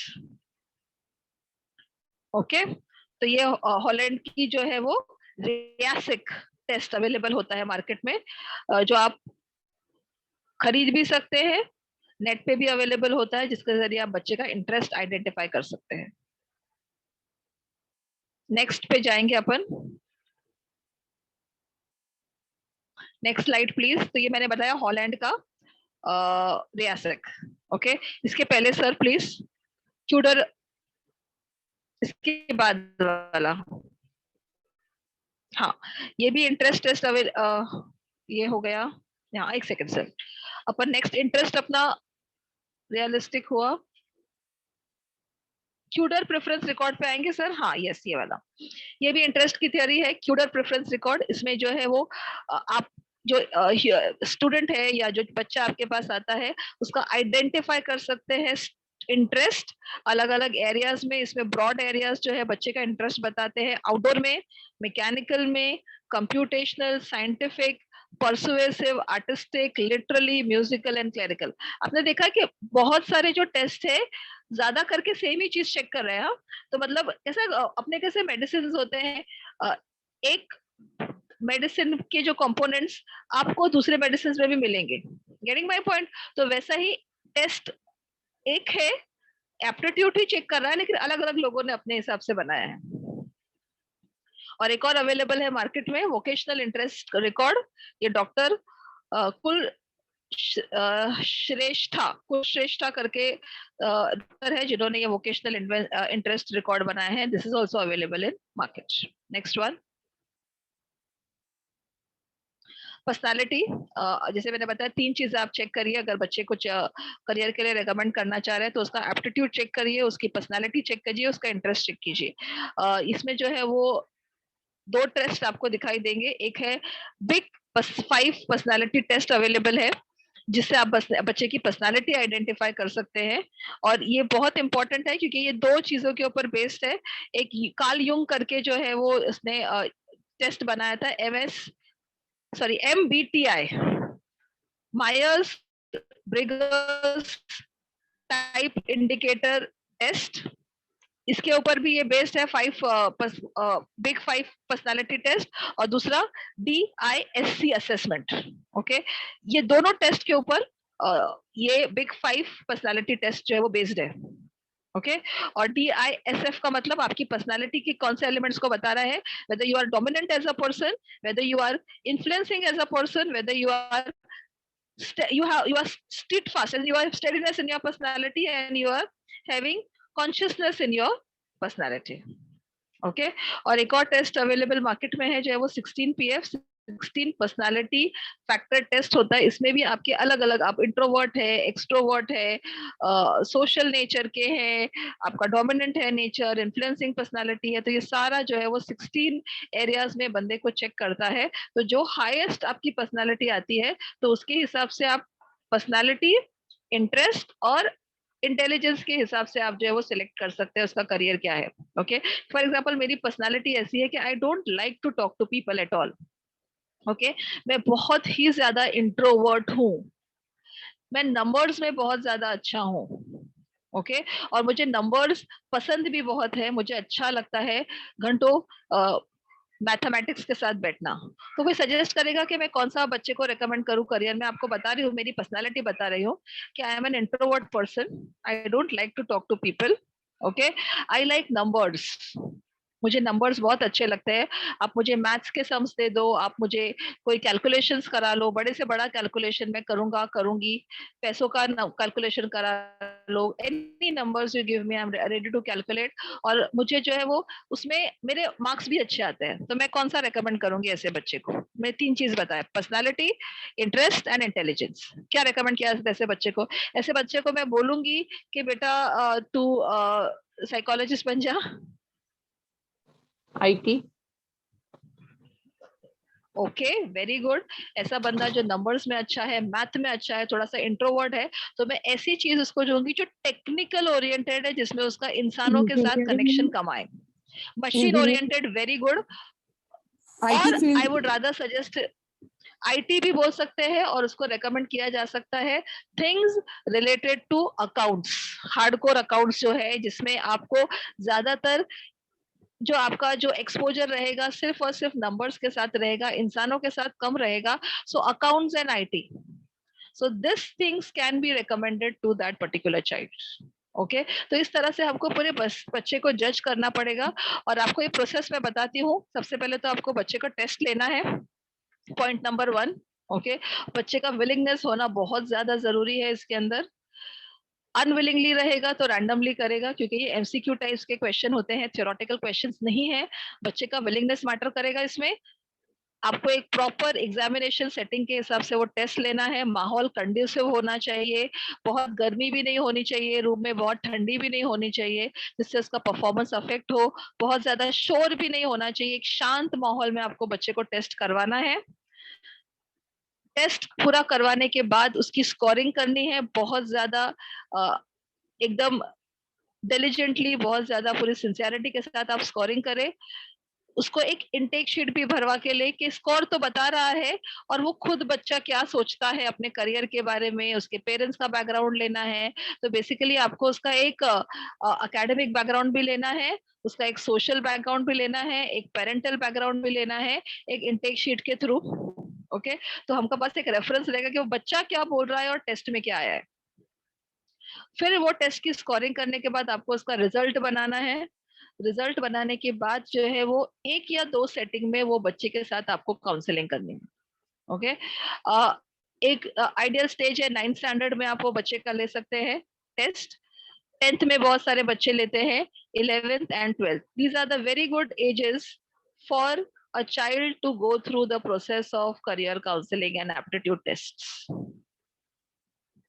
Hello? Hello, या मैं हूं ना। कभी जी कभी जी ऐसे एक बहुत बड़ा ड्रॉबैक है एक्चुअली ऑनलाइन का, कि हमको ऐसा लगता है कि हम अकेले ही बात कर रहे हैं। नहीं जी, मैं ये चाहूंगा यहाँ पर कि आप जो हम लोग जो डीबीटीए टेस्ट खरीदते हैं, तो खरीदने के साथ जी। हमको उसमें क्या क्या मिलता है, पहला सवाल। यस। कि अगर सपोज हाँ। मैं कुछ पेमेंट करके डीबीटीएस टेस्ट खरीदता हूँ, तो मेरे पार्टिसिपेंट जरा नोट डाउन की करेंगे कि उस टेस्ट के साथ में जी। मुझे क्या क्या मिलता है, और एक्चुअली आप जो कंडक्ट करते हैं तो उसकी स्कोरिंग आप कैसे करते हैं। आपके पास में जो गाइड ओके। मिलता होगा, वो गाइड से आप स्कोरिंग को कैसे रिलेट करते होंगे, उसमें कौन कौन से टेबल होते हैं, लाइकवाइज। जी। हाँ, तो पहले तो मैं ये रिकमेंड करना चाहूंगी कि आप प्रेफरेबली कोशिश कीजिएगा कि अगर आपने एक प्रोफेशनल बंदे से अगर टेस्ट करवाया तो इट्स ऑलवेज रिकमेंड करना है, रिकमेंडेबल है। क्योंकि ऐसा है कि अगर हमको इनकम्प्लीट नॉलेज है, ओके, तो इनकम्प्लीट नॉलेज के साथ अगर आप वो टेस्ट कंडक्ट कर रहे हैं तो थोड़ा दिक्कत आ सकती है।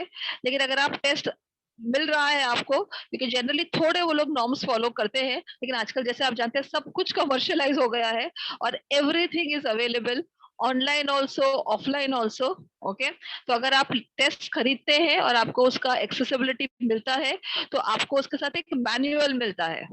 ओके, वो मैनुअल में आपको पूरा एक्सप्लेनेशन करते हैं वो टेस्ट की रिलायबिलिटी क्या है, वो टेस्ट की वैलिडिटी क्या है, उसको एडमिनिस्टर करना कैसे होता है, कितने टेस्ट को आपको कितने मिनट के लिए करना है, उसके जो क्या क्या चीजों का ध्यान रखना है, पूरी स्कोरिंग के आपको शीट्स देते हैं वो लोग। फिर वो स्कोरिंग शीट को कैसे आपको आपका जो अगर रॉ स्कोर आता है तो कैसे इसको स्टैल स्कोर में कन्वर्ट करना है। तो ये सारी चीजें जो आपको विस्तार में पूरे डिटेल्स में वो लोग मैनुअल में एक्सप्लेन करते हैं। आपको वो लोग सैंपल क्वेश्चन पेपर्स भी देंगे, आंसर की भी देंगे, अगर आप अपने लेवल पे वो पेपर सॉल्व करना चाहते हैं तो आप वो भी कर सकते हैं। तो आपका खुद का भी एक वैलिडेशन हो जाएगा कि वो जो आंसर्स उन लोगों ने बताए हैं और जो आंसर्स मैं कर रही हूँ वो सही है या नहीं, मैच हो रहा है या नहीं। क्योंकि वो सारे टेस्ट जो है वो ऐसे होते हैं जो हम कर सकते हैं, क्योंकि वो अगर 14 से 30 साल के बच्चे के लिए बनाए गए तो एक पढ़ा लिखा बंदा वो टेस्ट इजीली सॉल्व कर सकता है। ओके जी और उसमें भी थोड़ा सा वेरी होता है कि अगर उर्दू समझ के चलो, अगर उर्दू का टीचर है, ओके, इंग्लिश का टीचर है, so that teacher may not be able to solve a numerical का पेपर वेरी फ्लुएंटली, इतने अच्छे से वो नहीं कर पाएगा, इतने कॉन्फिडेंस के साथ में नहीं कर पाएगा। न्यूमेरिकल का टीचर तो शायद इंग्लिश का इतने अच्छे से नहीं कर पाएगा, लेकिन कैसा है कि वो लेवल डेफिनेटली बच्चों वाला ही है। 14 साल का 9वीं 10वीं का बच्चा है, और अगर आप एक लिटरेट बीएससी बीएड हो या बीए बीएड हो या एमए बीएड हो तो डेफिनेटली आपका लेवल वो बच्चों से डेफिनेटली ज्यादा है। मैडम, ओके जो तो वो क्या ऐसा इतना क्या मैं जो अभी स्क्रीन पे दिखा रहा हूँ, क्या ये मैनुअल यही है? एक मिनट। हाँ सर,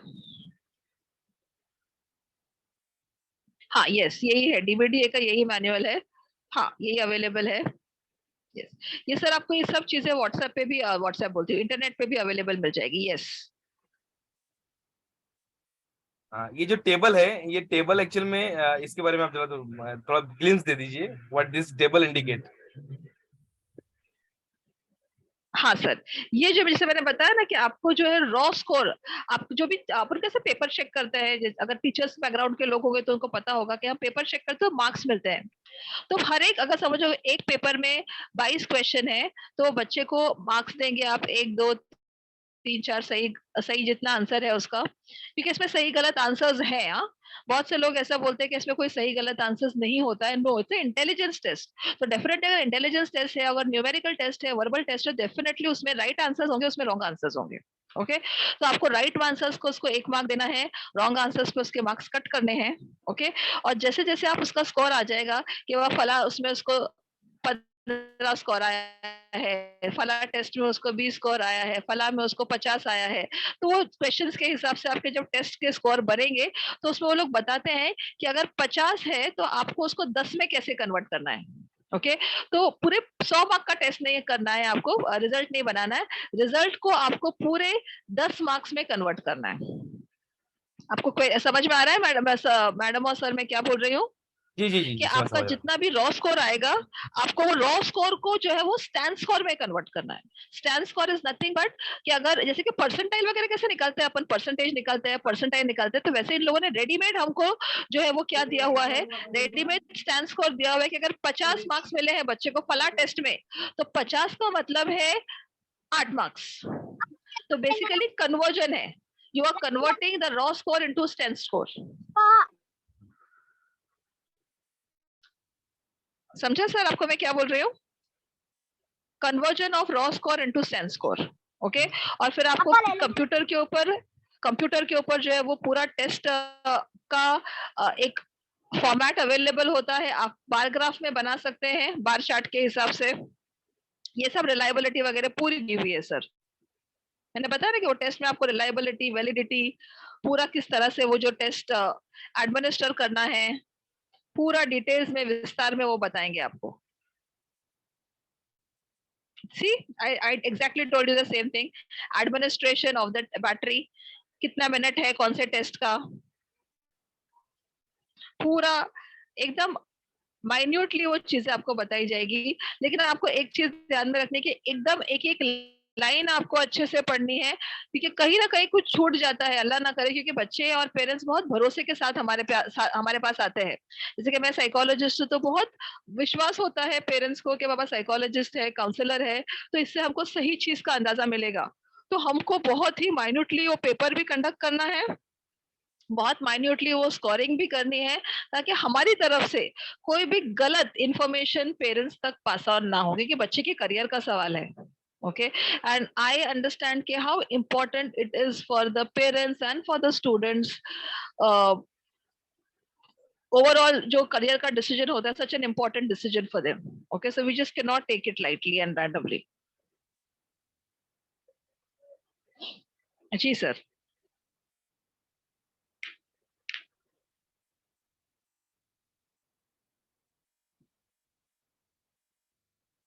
मैं स्टूडेंट से पूछना चाहूंगी, पार्टिसिपेंट से, कि उनकी कोई क्वेरी है क्या जो वो पूछना चाह रहे हैं।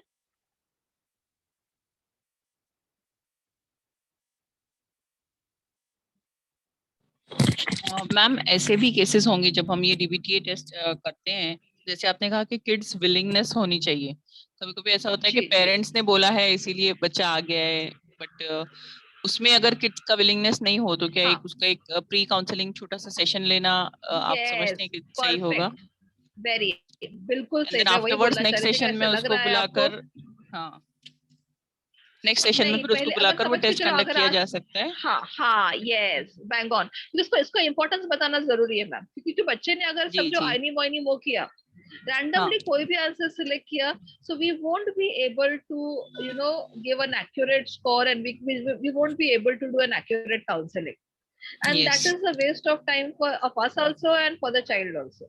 Parents का भी समय वेस्ट, पैसे वेस्ट, ओके, कहीं ना कहीं अच्छे खासे जी पैसे जी बच्चे पेरेंट्स इन्वेस्ट करते हैं इसके ऊपर। बहुत सारे सेंटर्स है, दिशा सेंटर है, 2-2 3-3 हजार रुपए चार्ज करते हैं वो लोग ये सेशंस के। जो मैंने डिस्कस किया उसी के बारे में, पर्सनालिटी अच्छा खासा पूरा लंबा सेशन लेते हैं वो लोग। अगर बच्चे ने सिर्फ रैंडमली टिक किया है तो ये पर्पस जो सॉल्व नहीं हो रहा है।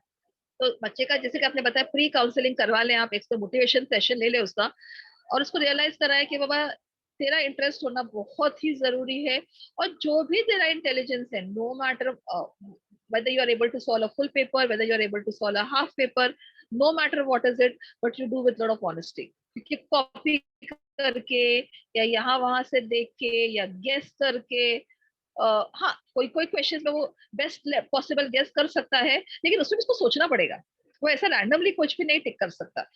और कि बाबा, एक बहुत से बच्चे एक पैटर्न फॉलो करते हैं, आपने देखा होगा कि कहीं पे ए करेंगे, कहीं पे बी करेंगे, तो वो उनको रियलाइज कराना है कि you don't follow a pattern, okay, you follow rather your gut feeling, and you rather follow your own intellect, okay. So yes, pre counselling is must if the child is not willing. कि बहुत सारे counsellor कभी कभी क्या करते हैं कि aptitude test लेना प्रेफर भी नहीं करते, कि हर सिचुएशन के अंदर आपको एप्टीट्यूड लेना जरूरी नहीं है। आप कभी का 1-to-1 काउंसलिंग के जरिए या अपनी बातचीत के जरिए या आपका जो सेशन कंडक्ट करते हैं आप बच्चे के साथ में, वो भी कभी कभी सफिशिएंट हो जाता है बच्चे को गाइड करने के लिए। तो मतलब मेजोरिटी में बहुत सारे पेरेंट्स ऐसे होते हैं जो आपके पास में रिक्वेस्ट करने के लिए आते हैं कि भाई आप खुद काउंसलिंग कर लो, 1-to-1 काउंसलिंग कर लो, और 1-to-1 काउंसलिंग में आप सारी चीजें उसकी ग्रास्प कर लेंगे, उसके एप्टीट्यूड, उसकी पर्सनैलिटी, और उसके हिसाब से उसको रिकमेंडेशन दे देंगे। मतलब आपके पास में बहुत ही ज्यादा सोफिस्टिकेटेड पेरेंट्स जो होते हैं वही आकर कहते हैं कि हमारे बच्चे का एप्टीट्यूड टेस्ट कंडक्ट करवाइए, क्योंकि उसके अंदर चार्जेस इन्वॉल्व होते हैं, तो बहुत सारे लोग उसको अवॉइड ही करते हैं। और जो इससे ज्यादा इफेक्टिव काउंसलिंग होती है वो आपकी रियल में आप जितना समझते हैं बच्चे को और समझने का बातचीत करते हैं, तो that would create a great impact. जैसे कि, और मैंने ये बताया कि सर हम बहुत बार बच्चों को इंटेक शीट भी देते हैं। इंटेक शीट में भी जो बच्चे को एकदम उसके जो इनर थॉट्स है, इनर फीलिंग्स है, इनर इंक्लिनेशन है, वो पेज पे उसको जॉट डाउन करने को बोला जाता है। उसके marks also place a very important role, कि उसके पिछले जो 2-3 साल के मार्क्स है, अगर बच्चा आज 10th में है तो उसके 8th स्टैंडर्ड के, 9th स्टैंडर्ड के marks, that also we also tell the child to come along with, okay. तो पर्सनल जब काउंसलिंग होती है तो पेरेंट्स के साथ में होती है, जिसमें हम इन डेप्थ नहीं तो भी कम से कम पौना घंटा के करीब जो है बच्चे से बात करके उससे एक अंदाजा लगाते हैं कि बाबा what exactly you think, okay. तो एक ऐसा हम प्रिस्क्रिप्शन तो डेफिनेटली उनको देंगे ही, we are going to prescribe careers, we are going to recommend careers, we also make him to understand कि बाबा ये ऐसी gospel truth नहीं है, कि ऐसा नहीं है कि ये जो बोला है तुझे वही करना है। अगर over the period of time कहीं भी तेरा ऐसा दिमाग, क्योंकि जैसे मैंने बताया कि it's not a machine, okay, we are dealing with humans, तो कहीं भी अगर वो बच्चे को लग रहा है कि ये चीज मैंने 1 साल पहले सोची थी, लेकिन अब 1 साल के बाद मुझे ये नहीं लग रहा है, मुझे नहीं आ रहा है, या मैं कहीं और चीजों से इन्फ्लुएंस हो गया हूँ, तो वो बच्चे को अपन फिर से, जैसे कि अगर जो प्रोफेशनल लोग होते हैं तो डेफिनेटली बच्चे अप्रोच भी करते हैं, कि अगर एक सेटिंग में उनका सेटिस्फेक्शन नहीं होता है, या फिर एक सेटिंग में हो गया लेकिन 1 साल के बाद बच्चों का कुछ चेंज होता है, so they always go back to the counsellor कि बाबा ये था मेरा ऐसा, लेकिन अभी ऐसी ऐसी सिचुएशन है, now I want to move on to something else, I thought of doing NEET in the beginning, but I no more, I'm no more interested in it. अब मुझे ऐसे लग रहा है कि I want to get into, maybe engineering. Okay, so the child can be guided accordingly. हम उसको force, एक चीज हमेशा याद रखिए कि साइकोलॉजी में ये बहुत अनएथिकल है कि हम किसी बच्चे को इन्फ्लुएंस करें. ओके, एक साइकोलॉजिस्ट का या एक काउंसलर का काम नहीं है बच्चे को इन्फ्लुएंस करना या बच्चे को वो चीज को के लिए उसको मोटिवेट करना या उसका ऐसी चीजों के ऊपर रुझान क्रिएट करना जिसमें शायद वो बच्चा दिल से नहीं चाह रहा है. हाँ, हम उसको इंफॉर्मेशन प्रोवाइड कर सकते हैं, but as far as possible avoid influencing the child. Okay, आपके खुद अपने कुछ एक्सपीरियंसेस होंगे, आपके कुछ ये होंगे कि बाबा ये करियर ज्यादा अच्छा है, ये करियर ज्यादा अच्छा नहीं है, लेकिन ये बात हम बच्चों को नहीं बोल सकते कि बाबा ये करियर अच्छा है या ये करियर बुरा है. ओके, मुझे ऐसे लगता है एज ए टीचर के टीचिंग का करियर अच्छा नहीं है. ओके, मुझे ऐसे लगता है कि बाबा टीचर नहीं बनना चाहिए, लेकिन ये मैं क्या चाह रही हूँ ये इम्पोर्टेंट नहीं है. ओके, बच्चे की लेवल पे आपको समझने की कोशिश करना है कि वो बच्चा क्या चाह रहा है. Okay, so as far as possible I would rather suggest avoid influencing the child. Okay, अगर आप इन्फ्लुएंस कर रहे हैं तो वो उसमें आपका कहीं ना कहीं आपकी थिंकिंग आ रही है, आपके एक्सपीरियंसेस शेयर कीजिए. Okay, and then you leave it to the child कि अब मुझे ऐसे लग रहा है कि आज के जमाने में आईटी का स्कोप ज्यादा है, रोबोटिक्स का स्कोप ज्यादा है, आर्टिफिशियल इंटेलिजेंस का स्कोप ज्यादा है, मेकाट्रॉनिक्स का स्कोप ज्यादा है. So I can tell the child, but I cannot, influence the child to get into the mechatronics or maybe artificial intelligence if the child is interested in something else. Getting my point? So as a psychologist, as a counselor, हमारा सही तरीका क्या है कि बच्चों के सामने 3 चीजें रख दो कि बाबा ये 3 चीजें हैं बेटा, जो ये मोटी मोटी चीजें आपको समझ में आ रही है, अब इसमें से आपको क्या सही लग रहा है. ओके, तो ये एक 2-way अप्रोच, एक यू एटीट्यूड बहुत जरूरी है काउंसलिंग में, ताकि क्योंकि हम आज साथ में हैं and we may not be there with the child tomorrow. Okay, and no one knows the future. Okay, हम जो है वो एक मोटा मोटा प्रेजेंट बता सकते हैं या 5-10 साल का बता सकते हैं. तो कहीं ना कहीं let the child take the let him take the responsibility of his decisions. Okay, कि जब मैंने फैसला लिया मैं इसके लिए रिस्पॉन्सिबल हूँ कि आज से 10 साल के बाद 15 साल के बाद उसको ऐसा नहीं लगना चाहिए अरे फला बंदे ने मुझे ऐसे बोला था इसलिए मैंने ऐसे किया. हो सकता है कि वो बहुत सक्सेसफुल हो जाए, हो सकता है कि वो सक्सेसफुल ऊपर वाला ना करे ना हो, तो वो रिग्रेट नहीं होनी चाहिए उसको. ओके, कि मैं ये चाहता था लेकिन मैंने ये नहीं किया क्योंकि मुझे ऐसा बोला गया था कि ऐसा मत कर. Getting my point? So again psychodynamic comes, तो पास्ट को ब्लेम करेगा कि अरे मुझे ये करना था लेकिन मुझे ये चीज के लिए इन्फ्लुएंस किया गया इसलिए मैंने ये किया. So I would rather suggest let child take the responsibility of his और हर एक्शन. हाँ, एकदम भटक रहा है बच्चा अगर हमको बहुत बार ऐसे बोलते हैं कि मैम एरोस्टिस बनना है. ओके, अब ऐसी चीज को मैं डिस्करेज करूंगी कि बाबा अगर तू बच्ची है, लड़की जात है, अच्छे प्रोफेशन में जाना इज ऑलवेज एडवाइजेबल. हम तेरे को नहीं चाहेंगे कि तू फीमेल वेटरेस बने. आप समझ रहे हैं मैं क्या बोलना चाह रही हूँ? मैं नहीं रेकमेंड करूंगी कि बाबा तू फीमेल वेटरेस बने. तो आई would rather discourage you becoming a air hostess. Okay, ऐसी मोटी मोटी फील्ड है जो बच्चे को इस्लामिकली या एथिकली गलत है तो हम उसको जो है वो डिमोटिवेट कर सकते हैं, लेकिन बाद में फिर हम ये नहीं बोल सकते कि तू बाबा कर ही मत. ओके, गलत है, इस्लामिकली गलत है, एथिकली गलत है, सोशली गलत है. अब बाकी फिर तेरी जिंदगी है, तेरा लाइफ है, तुझे क्या करना है, you have to think about it. तो बच्चे को चांस दे सकते हैं कि सोच, चाहे तो बाद में आ जाए डिस्कशन के लिए. समझ रहे हैं आप लोग? मुझे कुछ रिस्पॉन्स नहीं आ रहा है तो मैं समझ नहीं पा रही हूँ. नहीं मैम, समझ नहीं Anybody पाता. would like to add? हाँ, क्योंकि बहुत सारे बच्चे, लड़कियां बोलती है कि होटल मैनेजमेंट में जाना है, एयर होस्टेस बनना है, मैडम डांसर बनना है, और अगर specially being to a specific community. हाँ, अगर यही बच्ची मुझे अगर नॉन मुस्लिम बच्ची बोलती है मुझे कि बाबा मुझे डांसर बनना है या मुझे एक्टर बनना है, तो can I discourage him to become discourage him कि बाबा मत बन? आप खुद अपने आप को सिचुएशन में रख के सोचे. वो बच्ची बहुत अच्छी, उसकी क्लासिकल डांसिंग बहुत अच्छी है, तो उनके उसमें अगर वो अलाउड है, ओके, तो we may not say anything. हम कुछ नहीं बोल पाएंगे, फिर हमको उसको उसके डायरेक्शन में गाइड करना पड़ेगा। तो इसको सोच समझ के सिचुएशंस को ध्यान में रखते हुए हमको बच्चे को गाइड करना है, क्योंकि ये बहुत ही नाजुक मामले होते हैं जिसमें हमको बच्चे को बहुत सटली, बहुत सारे अपने प्रीवियस एक्सपीरियंसेस, पास्ट एक्सपीरियंसेस को ध्यान में रख के, प्रेजेंट एक्सपीरियंसेस को ध्यान में रख के बच्चे को गाइड करना है। और कोई सवाल है लोगों का? What are the cost तो of such tests? किसी का चैट में क्वेश्चन है। कॉस्ट, हाँ कॉस्ट जो है वो अभी लेटेस्ट अगर आप लेने जाएंगे, क्योंकि अभी बहुत प्राइसेस बढ़ गए हैं। अभी हम लोग बीच में ट्रेनर्स वगैरह भी चेक कर रहे थे, कैपेसिटी बिल्डिंग के लिए हम लोगों ने चेक किया, तो ये लोगों ने इतने अपने चार्जेस बढ़ा दिए हैं। तो ट्रेनिंग के लिए भी अभी देख रहे हैं, मैं देख रही हूँ, तो आधे आधे दिन के लोग 10,000 रुपए, 8,000 रुपए चार्ज कर रहे हैं।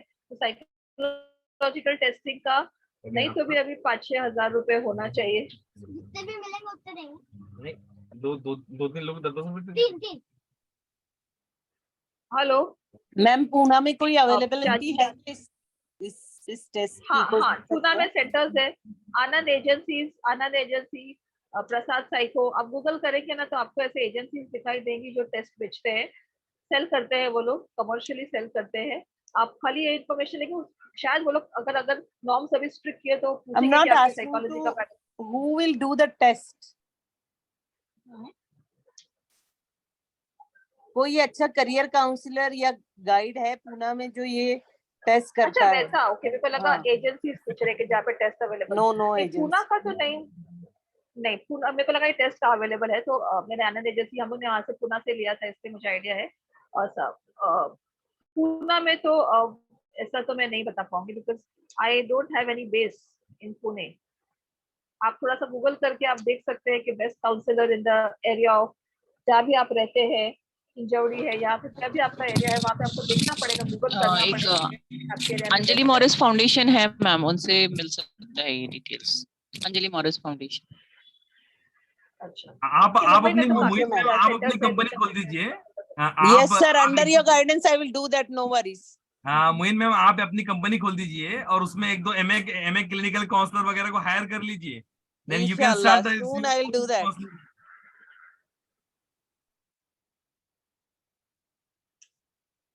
अगर कोई नहीं है तो बहुत बड़ा स्कोप है। हाँ actually guide us, we will do that. Yes, कि अच्छा खासा सर, ऐसा सर सबको बताना चाहूंगी कि ट्रेनिंग के नाम पे या साइकोलॉजी के नाम पे, मेंटल हेल्थ के नाम पे हजारों में लोग चार्जेस ले रहे हैं। ओके, तो मैंने बताया ट्रेनिंग के ये leadership, team building, psychology, mental health, ये वो लोग 10-10 हजार रुपए, 8-8 हजार रुपए, 4-4, 5-5 घंटे के चेयर कर रहे हैं।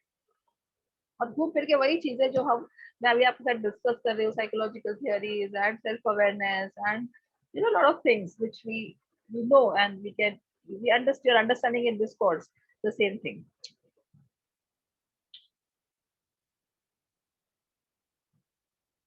आपका एक छोटा सा अंडरस्टैंडिंग फीडबैक मिलेगा कि मुझे क्या समझ में आया आपको, तो मैं किसी को भी रैंडमली पूछूं क्या? 2 पार्ट पे अगर अपन डिवाइड करें कि साइकोलॉजिकल थ्योरीज में आप लोगों ने कौन सी theories, because I am a hardcore teacher, I have spent around 12-13 years in the field of teaching and counseling. तो मेरा जनरली ऐसा एक एक्सप्लेनेशन होता है कि क्या लोगों के तक पहुंचा। Stimulus theory, I have understood that. Cognitive and stimulus theory, I have understood that. Okay. Cognition and stimulus theory. Conditioning theory. Then I have understood cognitive theory also. Maslow's theory of need I understood very clearly because I have learned this theory in B.Ed also. Very nice. So Maslow's theory is also it is a sort of revision for me. Then even humanistic theory was easy. Okay. It is all about a person's experiences. Yes, present. You are talking about the current thinking and feeling of the emotion. तो humanistic theory की थोड़ी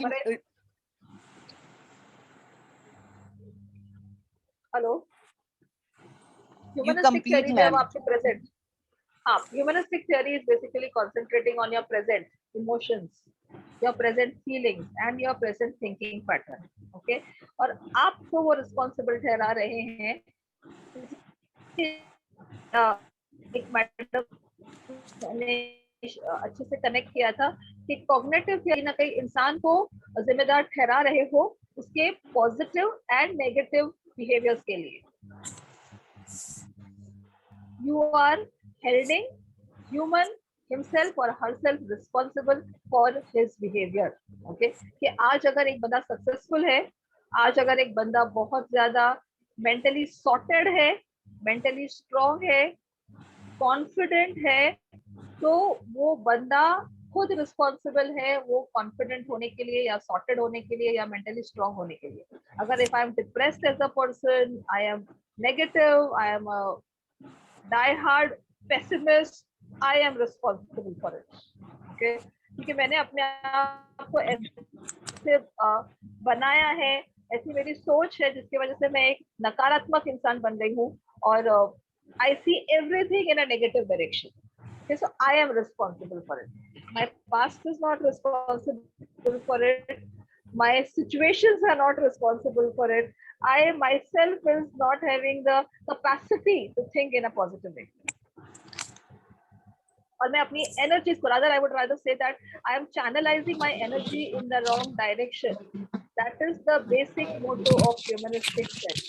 Okay? जैसे कि आज आप सब यहाँ जुड़े हुए हैं, अब यही समय का इस्तेमाल मैं इंडियन आइडल देखने के लिए भी कर सकती थी, यही 2 घंटे का इस्तेमाल मैं रील्स बनाने के लिए भी कर सकती थी, यही 2 घंटे का इस्तेमाल मैं चैटिंग के लिए भी कर सकती थी, एक मूवी देख सकती थी, लेकिन मैंने ये समय निकाला आप लोगों को देने के लिए.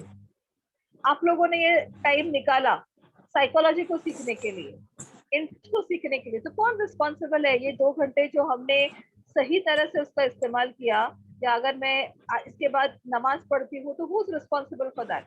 No one is telling me to take this session, no one is telling me not to take this session, but I am responsible. So ये humanistic theory बोलती है that you are responsible for your behavior.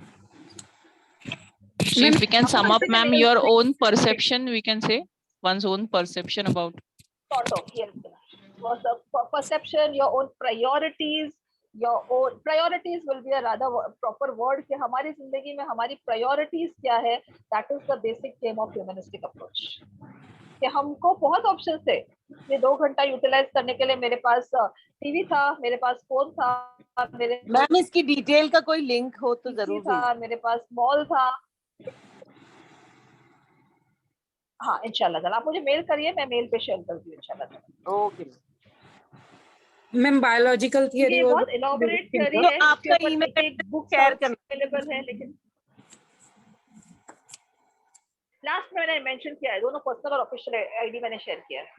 And I would like to say that you have been a wonderful audience. Okay, मैं आप सब लोगों को congratulate करना चाहूंगी, जितने भी लोग हैं. आई can see Ehsan sir over here, Nazia ma'am over here, Ashfaq sir, Imtiaz sir, Khairul Islam sir, Moin madam, Javed sir, Yasmin ma'am.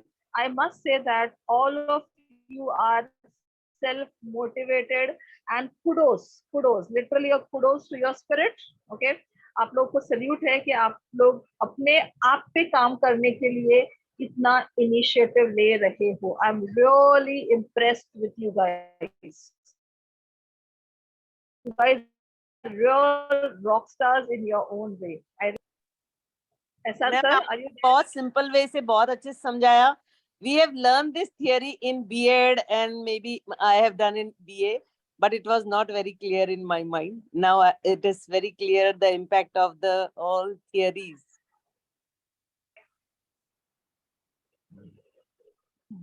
Okay, my pleasure. अगर आप छोटा सा फीडबैक डाल सकते हैं चैट्स में तो I'll really appreciate that. Good, bad, something like that, so I'll get an idea. 10-12 लोग मैम ओरली बोल सकते हैं? हाँ ओरली बोल दो चलेगा. ओरली भी चलेगा.